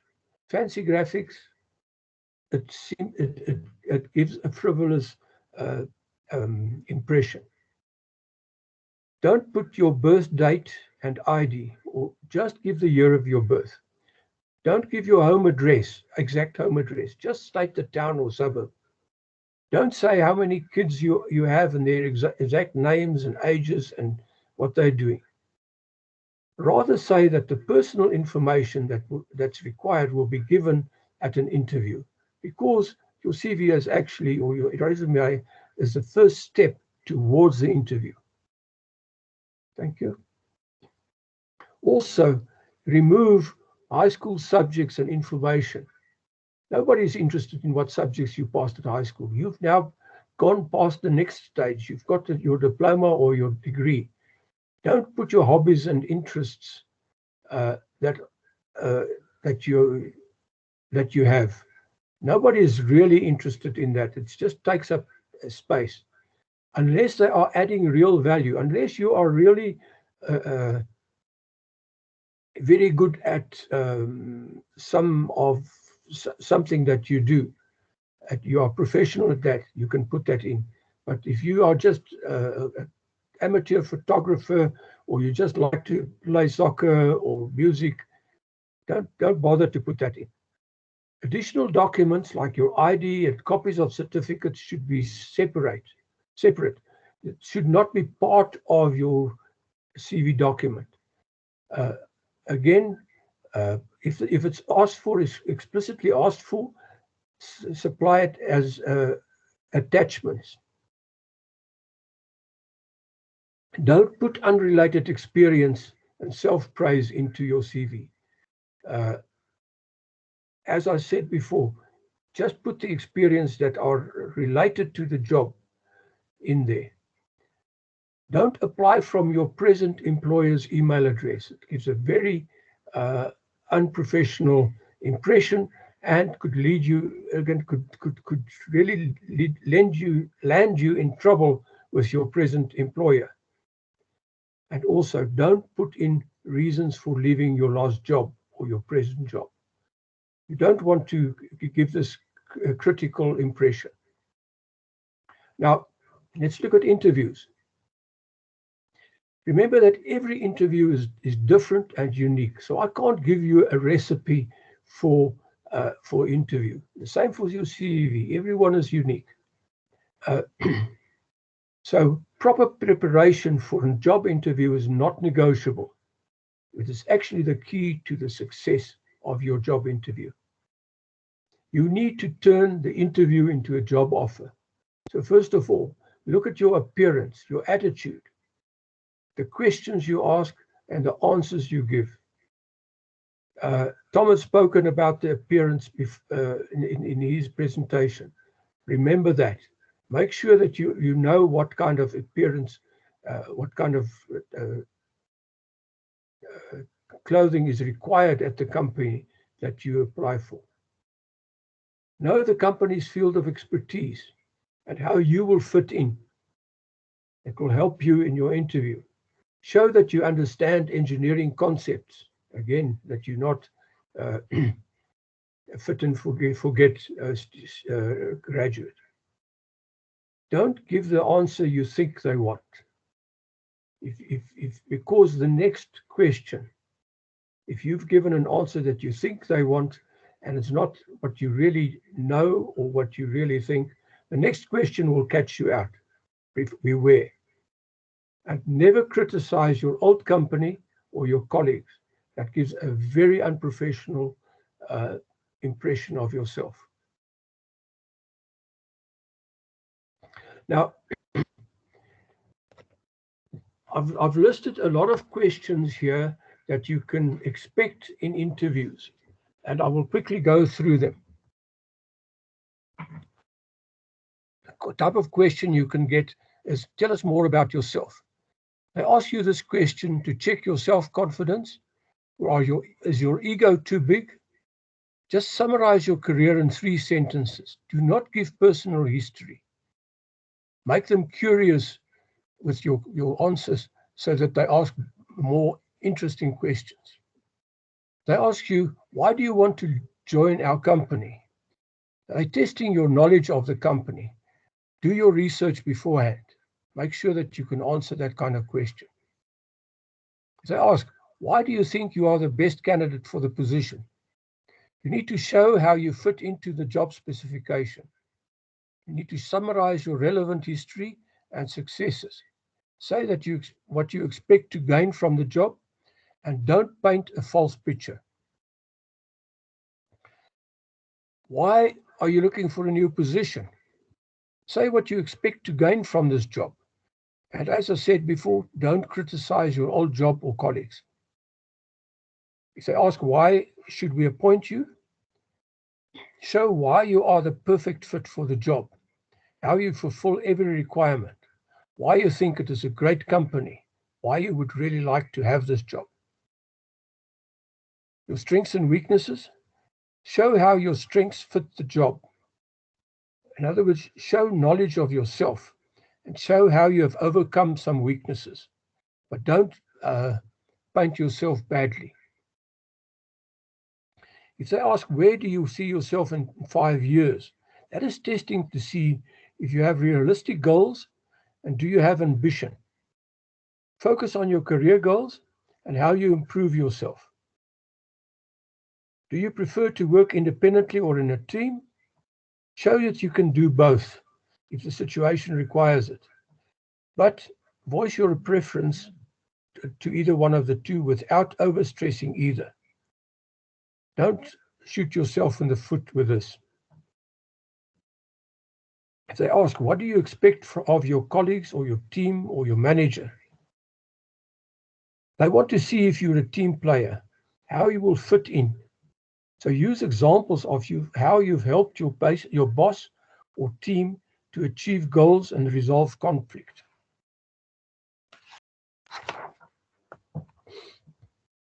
If they ask you to tell how you about conflict situations in your present job and how you've handled it, it's to see if you accept responsibility for mistakes and testing how you handle conflict. And if you think that if you can think on your feet, focus on positive conflict resolution.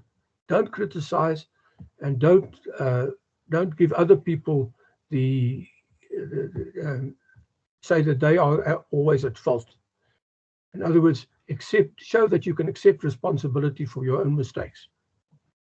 How do you handle stress and pressure?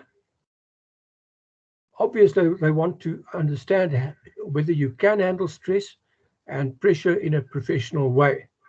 Give examples of how you cope with stress and how you handle crises. They often ask, what is your preferred working hours? Be realistic and honest. Say how you fit into the job requirements for time and travel requirements. Also, how you can fit into emergencies. Sometimes they ask you what other people say about you.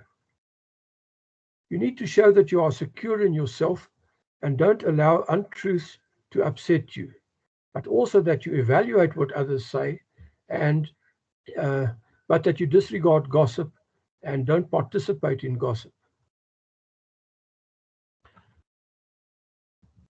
One of the favorite questions is, what does your dream job look like? This is asked to see if you have ambition, whether you have realistic goals, and how your expectations fit into the firm, into the job, and into the team. Then obviously the $1 million question is, what pay package do you expect? Here you've got to be prepared. If possible, know what they offer and give a realistic expectation. Don't under or overshoot in your answer here. Say that you expect a realistic offer. And then the last one is that they ask you, do you have any questions? Don't say no. This is the opportunity to show that you can think on your feet and cover ground not discussed in the interview. Have some questions prepared.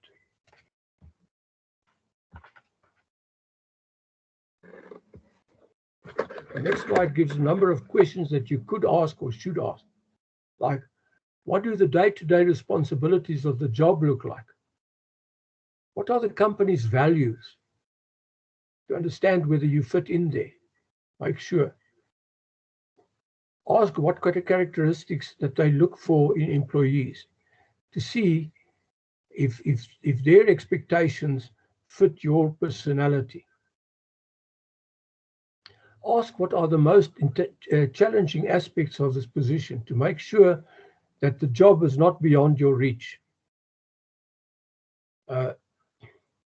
Ask what entails success in this position and how it is measured. In other words, make sure that you know that you can actually do the job, and what is the KPIs and things, how it is measured, and whether you agree with their modus operandi. Obviously, you would like to know what opportunities for professional development and promotion exist in a position. So ask for it. And then you ask them, what do people like to work at your company, or why do people like to work in your company? To give you an indication what the values of the company is, what their way of working is. And ask who you will be working most closely with, so that you know who your future boss will be and what he will be expecting of you. Lastly, we spoke about how difficult it is to find a job. And I want to share with you, as a last slide, a true story of what really happened to me recently. Let's say that the guy in question here, his name is Bongani. Bongani graduated about 2 weeks before the lockdown came. We picked him up when he showed his picture of his graduation on social media, and we found that he could not find a job. He applied again and again. We suggested that he take his CV to a professional CV writer. He applied and he carried on applying all through the last 2 years. Obviously, this continuous application broke down his confidence and self-esteem. And then a small firm gave him small jobs to help him and to build his confidence. He was working for free. He was job shadowing. He was just going onto site to see how things are really done. And after 18 months, he was actually employed at the beginning of this month. So just to give you hope, it is extremely tough out there. But if you really carry on and just make fuss, as they say, you can do it. Bongani did it. You can do it too. Thank you. I think we can go to questions. Thanks very much, Johan. I think that was really spot on. So obviously, as some or all of you may know, I have my own consulting engineering company called Aspire Consulting. And just takeaways from that, Johan, when people came to me and asked me leading questions in my interview, it showed me that they had interest in what I do and how I do things. The best questions I had, or the best statements, is when I asked a question with regards to how much do you want to earn, or what does your pay package look like. One of the graduates said, experience versus money, I'll choose experience any day, because money you can earn anywhere, but experience you can't get anywhere. Another graduate had asked me, how can I help you in your business and what can I do to add value? Two very bad questions that I got was, I haven't heard very much about Aspire. So what exactly do you do? And how much money will I earn at this company? Those two questions were quite off-putting.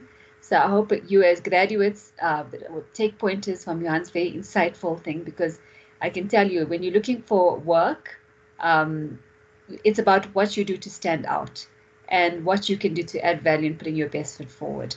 So please, I hope you've made notes of what Johan's shared. And I see some hands and some questions, so we're going to get right into questions. And we're running a little bit behind schedule, so we're not going to do too many questions. We're going to do a bit of takeaways. Vishal, I see your hands up. Sorry, before we get off I just wanted to make one point where Johan said, he spoke about interests. I think one opportunity to differentiate ourselves is to do volunteer work when we got time. And by that I mean contribute to the institution by giving back. There's no right time to give back. You can start at any point in your career, and that helps differentiate you from those that don't.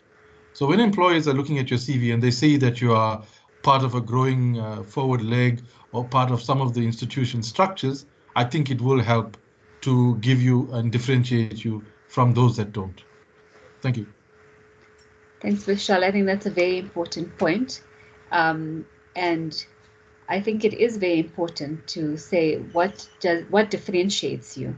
Somebody posted on a comment, there's 95% of graduates looking for employment. So I know we get built up to think that you're going to graduate and you're going to find work, and you get to the point of graduating and then you can't find work and it's disheartening. But you need to take a step back and not feel disheartened and ask, what can you do better? We had a graduate that walked into our office and said, I'm going to work. I just want to get experience. Just give me an opportunity for 2 weeks. I'll just sit here and I'll do as much as I can. And if you don't like what I'm doing and you don't like what I'm saying and I don't fit in, then I'll leave. It's been 8 months and he's still there, adding value, learning. And I think that, he's an inspiration to us because he's really tried to do as much as he can. So we're going to get to a bit of questions. The first question we're going to do is from Tulani. How do you respond to questions like how much are you willing to earn, and do you have any idea why is it important to be asked? So Johan, if you can jump in there. How much are you willing to earn, and do you have an idea why is it important to be asked? Well, obviously, you need to give a true answer and a realistic answer. And you would like to know what the firm is willing to offer you. You expect them to make you a realistic offer, and they expect you to ask a realistic price. So it is important to be realistic and not to ask too high. But it is also unfortunate that to realize that a lot of firms are offering very, very low salaries these days because they know that people do not have jobs and they are willing to work for anything. So some people are being exploited, and it is a very sad situation. But you have to make a personal decision in every specific case. I cannot give you a definitive answer, except to say, be realistic. Thanks. Tom, Thanks. you have your hand up. Tom? Yeah, if I can just add, what I would say is I would answer that question generally as saying, look, I'd like to earn a market-related salary. I understand, however, that I lack experience and therefore I'm willing to perhaps enter at below the market, but I would like, on the basis of my performance, to have my salary and or my earnings reviewed when I can demonstrate to you my ability to offer and add value. So you mustn't undervalue yourself. It's not slave market and you are having to sell your soul just to get a job. Know what the current market trend values are. And it's not difficult to talk to peers and colleagues. Some people, and don't talk to the government sector, generally they are overpaid for what they contribute to the work environment, but talk to people in the private sector. I dealt with students and they would all tell me that when they qualify with a diploma, they're going to earn 20,000 Rand a month. And I would wet myself laughing because that's definitely not the market point at which you start. But that doesn't mean you must earn 1,000 Rand a month. So don't undervalue yourself. And if you've got skills that somebody wants, they would be prepared to pay you and reward you over time. But first demonstrate your ability before you start expecting to earn the big bucks. No, absolutely. Thanks, Tom. Thanks, Johan. I hope that answered the question. it's not about exploitation, but there's a healthy balance between getting experience and about not being exploited in terms of your salary. But I think it's important for you to manage your expectations as well. There's a suggestion, Vishal, I'm going to add it to you. Not a question, but a suggestion to SAICE. Would it be feasible to have a Telegram channel where we can share SAICE webinars by the different branches and general SAICE information, volunteering opportunities, meetups, etc.? Oh, let me show my age.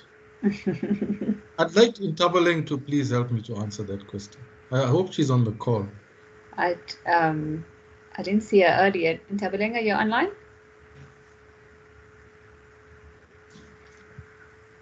Tabiso, we're going to get back to you on that. If you can drop us a message with your email, I'll pass it on to Mishka and Ntabeleng, and we can respond.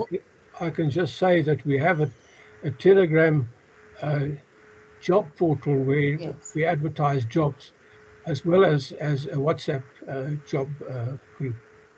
So if we you are can on share, Telegram, but not necessarily in giving the information that is required, that is asked for. Zinat, I see Mishka has confirmed Ntabeleng's not on the call, but Mishka works with Ntabeleng in marketing and PR. She's just put her email into the chat so that people can communicate. I know the student webinars that we've arranged so far this year, and there will be 8 next year. We use LinkedIn, we use Facebook, and we use obviously the Sasi database to market it. And then there is the young members WhatsApp link, which Johan knows very well, where he also posts the jobs and various other things. So there are quite a few channels. I don't think we've quite got to the Telegram. The advantage of Telegram is you're not limited with numbers. But maybe Mishka, you can chat to Ntabeleng and see whether that's not another means that we can use to broaden the reach of the activities, because there are many. Thanks, Tom. So Tabiso, Mishka's email address is at the bottom. And also on the socials, you'll see there's a SAICE Johannesburg page, there's a SAICE Western Cape, and they're quite active in terms of posting what's happening. And a lot of the webinars are recorded, and I'm sure that there wouldn't be an issue sharing links. So just follow the pages. Johan, I see your hands up. Yeah, I see there's a question about mentorship. Now, a lot of senior people are fairly hesitant to make themselves available as mentors because it is a very you have to you have to do a lot of things, and you have to really apply yourself on a lot of things. But a lot of senior people are quite willing to give advice, to be advisors. So find yourself some advisors, and you will find that people are more willing to be advisors than to be mentors. Although in the end, they do a lot of the mentoring work that you actually require. Thank you. Thanks, Johan. I see Rani's posted a question is, why doesn't SAICE offer discounts on the training for students? Tom, I'm going to hand over to you. I do know that you do get discounts on CPD courses if you're a SAICE member. So the general principle is that we like to ensure that the membership rate for a course is substantively less than the non-member rate. But I was just replying to Ronnie directly in the chat. Okay. He's making specific reference to the 5-day geometrics course, which I think is 8,500 for a member and 12,500 for a non-member. Remember, it's 5 days of training at market rates. It's worth 15 to 20,000. But just drop me an email, Ronnie, and we will negotiate an appropriate fee for you as a student. Can't do it for free because there obviously are costs for venue and catering, and the course material that on its own costs 500 Rand for the file that you get. But drop me a line. We have, for example, accommodated MISA students at PDAP at a rate of 6,000 Rand for that particular course, because that's what their budget allows. But just drop me an email, and yes, and if you see today's transportation division webinar that took place, there was a very special rate for students. So students are important to us because you are our future president. We will find a way to accommodate you so that you can get the benefit. Thanks, Tom. This webinar that we're in today, I think you could have gained a lot of value out of it, and it is for free. Absolutely. So we're going a little bit overboard in terms of time. I'm wary that people have food that they need to go and eat, kids that they need to go put to sleep. So what I'm going to do is we're going to have Johan, I see your hands up. Or is it an old hand? Thanks. So we're going to end our evening with having 3 takeaways. It's not food that you can eat like at the venues that we have with our delicious lunches, but it's 3 takeaways that each presenter is going to give us. And I'm going to just read out all 4, and then I'm going to come back to Vishal. So Vishal, 3 things that your MBA has taught you that you didn't expect it to teach you. To Mike, 3 books that you want to read or that you recommend our attendees to read. Tom, 3 things that you do to take you out of a rut or when you're feeling negative. And Johan, 3 tools that you live by. So I hope you guys have it. If you don't have it, I'll repeat it. Vishal, you're first up. So can you give us 3 things that your MBA has taught you that you didn't expect it to teach you? I realized when I completed the MBA that I made a mistake studying it. It actually taught me how not to do things. Reason being, it siloed what I call life into various compartments called human resources, finance, HR, and all of these things. But really speaking, life is not about that. Because what you have to do is bring it all back together again and try and get these various silos to work in harmony. The other unfortunate part of my MBA is it was an international MBA. In other words, I learned everything from Harvard Business School, and that was completely the wrong way to go. South Africa does not operate, and we do not have a culture like that. So what it did was it made me a cold person. And I could feel the arrogance that I exuded when I finished it, because the process of doing it made me work very fast, read very fast, assume very fast, and decide very fast. So what that means is I started to become a misfit almost, and it was wrong. And that actually made me realize that I needed to learn something that was human, because the MBA made me not so human, where I could not engage meaningfully with the colleagues around me. And as much as I knew a lot, I could not articulate it because it wasn't fitting, and it was frustrating, and probably frustrating those around me. So that is why I went and realized, once I did the technical, that was also cold. It's really cold. Learning structures, learning water, learning all of the cold technical was really great, but also cold. But our country and our culture is not cold, and neither is an MBA. The MBA is not warm either. So I had to go and reconfigure my knowledge to become a lot warmer and to become a lot more culturally. And that's why I did the master's in leadership, because that started to bring the strategy part of what I learned in the MBA and glue the technical, and then made me a lot more effective in the way I communicate, understand the world that I'm working in, and start to appreciate the nuances of the South African culture, which is very unique. So I learned a lot of wrong things, trust me. I learned how you go about firing people. I learned how you go about being cold and calling people stupid for not knowing what they're talking about, for taking too long to do the work, all of these things, but realizing that it was actually destroying value within an organization. So I hope I answered more than 3 questions. You learned a lot. I learned a lot. It actually taught me how not to do things. So in summary, yes. Thank you. Oh, that's amazing. Thanks, Vishal. I didn't expect that answer, but thank you for your honesty. I think that, you have a perception about something, and then the reality is often very different. So thanks for your honesty.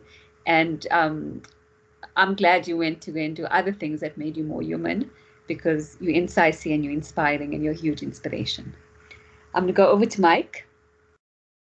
Top 3 books that you want to read or that you recommend our audience read. Okay, can everybody hear me? Yes, we can hear you. Top 3 books. Number 1, my book. No. Top 3 books. I think there's some very important books. First of all, going back to one of the old favorites, The 7 Habits of Highly Effective People by Stephen R. Covey. Such an important book. The second one, I would recommend that everybody reads is Screw It, Let's Do It, or Losing My Virginity by Richard Branson. Richard Branson, that's a fantastic book. And I would say a third book to read, quite honestly, the book on emotional intelligence. I've forgotten the author. I've gone absolutely blank. That's the person who spoke about emotional intelligence, because emotional intelligence, the person who created LinkedIn looked at all the job profiles, all the profiles for jobs, and found that 80 to 85% of what they were looking for in candidates and people was the soft skill. I don't call it a soft skill. I call it the critical skill of emotional intelligence. And emotional intelligence, quite simply, is summed up in 3 sentences: my ability to understand my emotions, my ability to understand yours, and the capacity to respond appropriately. So I would say those are the 3 most important books that I would say. There's I love reading. I really enjoy reading. I love having a paperback book when I'm on an airplane, not having something electronic. But I would say those are the 3 critical ones. Oh, and I'm going to chuck in another one, please. The 21 Traits of a Leader by John C. Maxwell. And anything really by John C. Maxwell, it's amazing. So those would be the books that I would recommend that people get their hands on.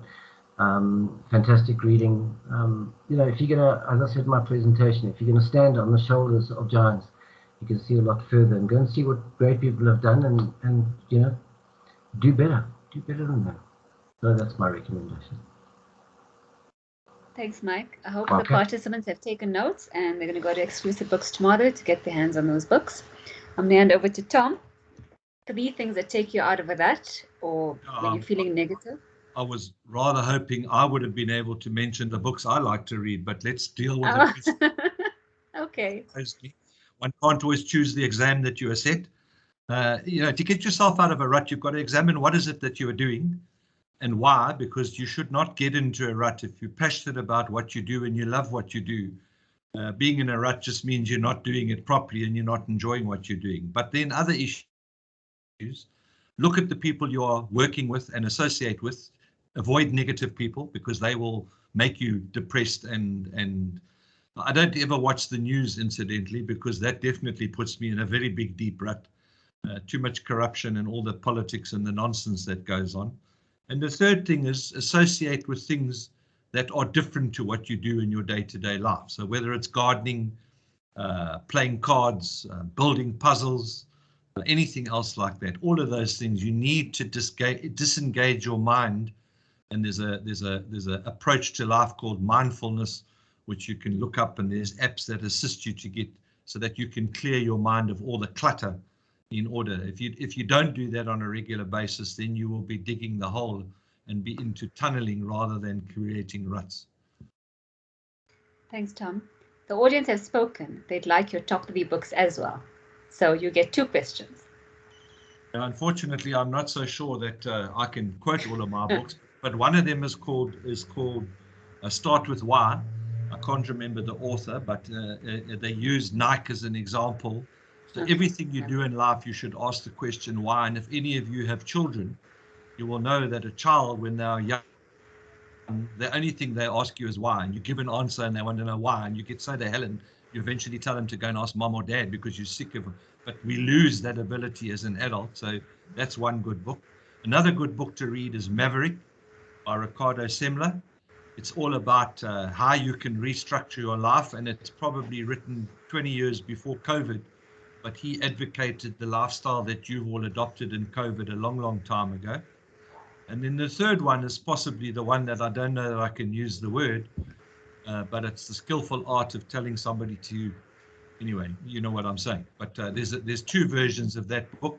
They are both very, very good. But you can go on to top books, go to Take a Lot or any of those, and a lot of their business books that are available on a regular basis. And I'm sure Vishal could give you 3 good books to read that we were given the other day when we did some professional personal leadership training. But maybe Sasi should start publishing a book review. Mishka, I hope you're listening, on interesting books to read, not necessarily ones that we sell in our bookshop. So SAICE Engage, yeah, SAICE Engage does book reviews sometimes. But there's no Sasi Engage anymore. We now just have a newsletter. Yeah, but it used to be really nice. I used to like the book reviews. Mishka, are you gonna do book reviews for us? You've agreed now. We saw your thumbs up. Johan, over to you. 3 top tools that you live by in your toolbox. First of all, you need to do work that you enjoy, and if you don't enjoy your job, you need to find ways to enjoy it and to enhance it with other interests that you enjoy. Secondly, the most important thing that I learned when I was a head of department as an academic was to treat my students the way I would like my children to be treated by other lecturers. I think a lot of my success there was due to that attitude. The third thing is to share the work that you enjoy with your colleagues and keep on doing it, and don't do pension. As far as books are concerned, very early in my career, I happened to be sitting at the back of a car when the resident engineer was trying to teach one of the young engineers to mentor him a bit, and he said, read a book by the name of Jonathan Livingston Seagull by Richard Bach. I don't think you can find that book easily anymore. It's not published, but it really taught me a lot about how to live, how to work, and it's a very thin little book. You can probably read it in an hour or two, and if you can get it, it will stand you to good stead. And then, of course, any of the classics, Don Quixote, there are so many, Lord of the Rings, all those, they teach you, and they are a pleasure to read. So there are so many around that you can. It depends on what fits your needs and your personality. Thanks. Thanks, Johan. Vishal, according to Tom's request, you owe us one more book. And no, it's never too late to start a civil engineering career at 40. Leaders Eat Last by Simon Sinek.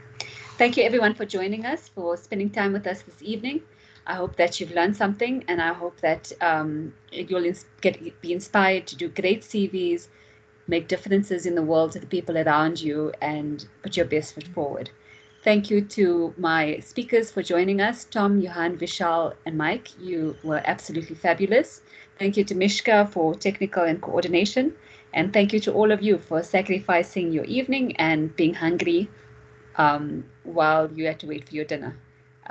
Mishka has shared an email, Tom shared the email. So if you need to get in touch, please do. Be proactive. It will get you somewhere. Have a good evening, everyone. Good night. Thanks, Zina. Thanks, Johan. Thank you, everybody. Good night. Have a blessed evening.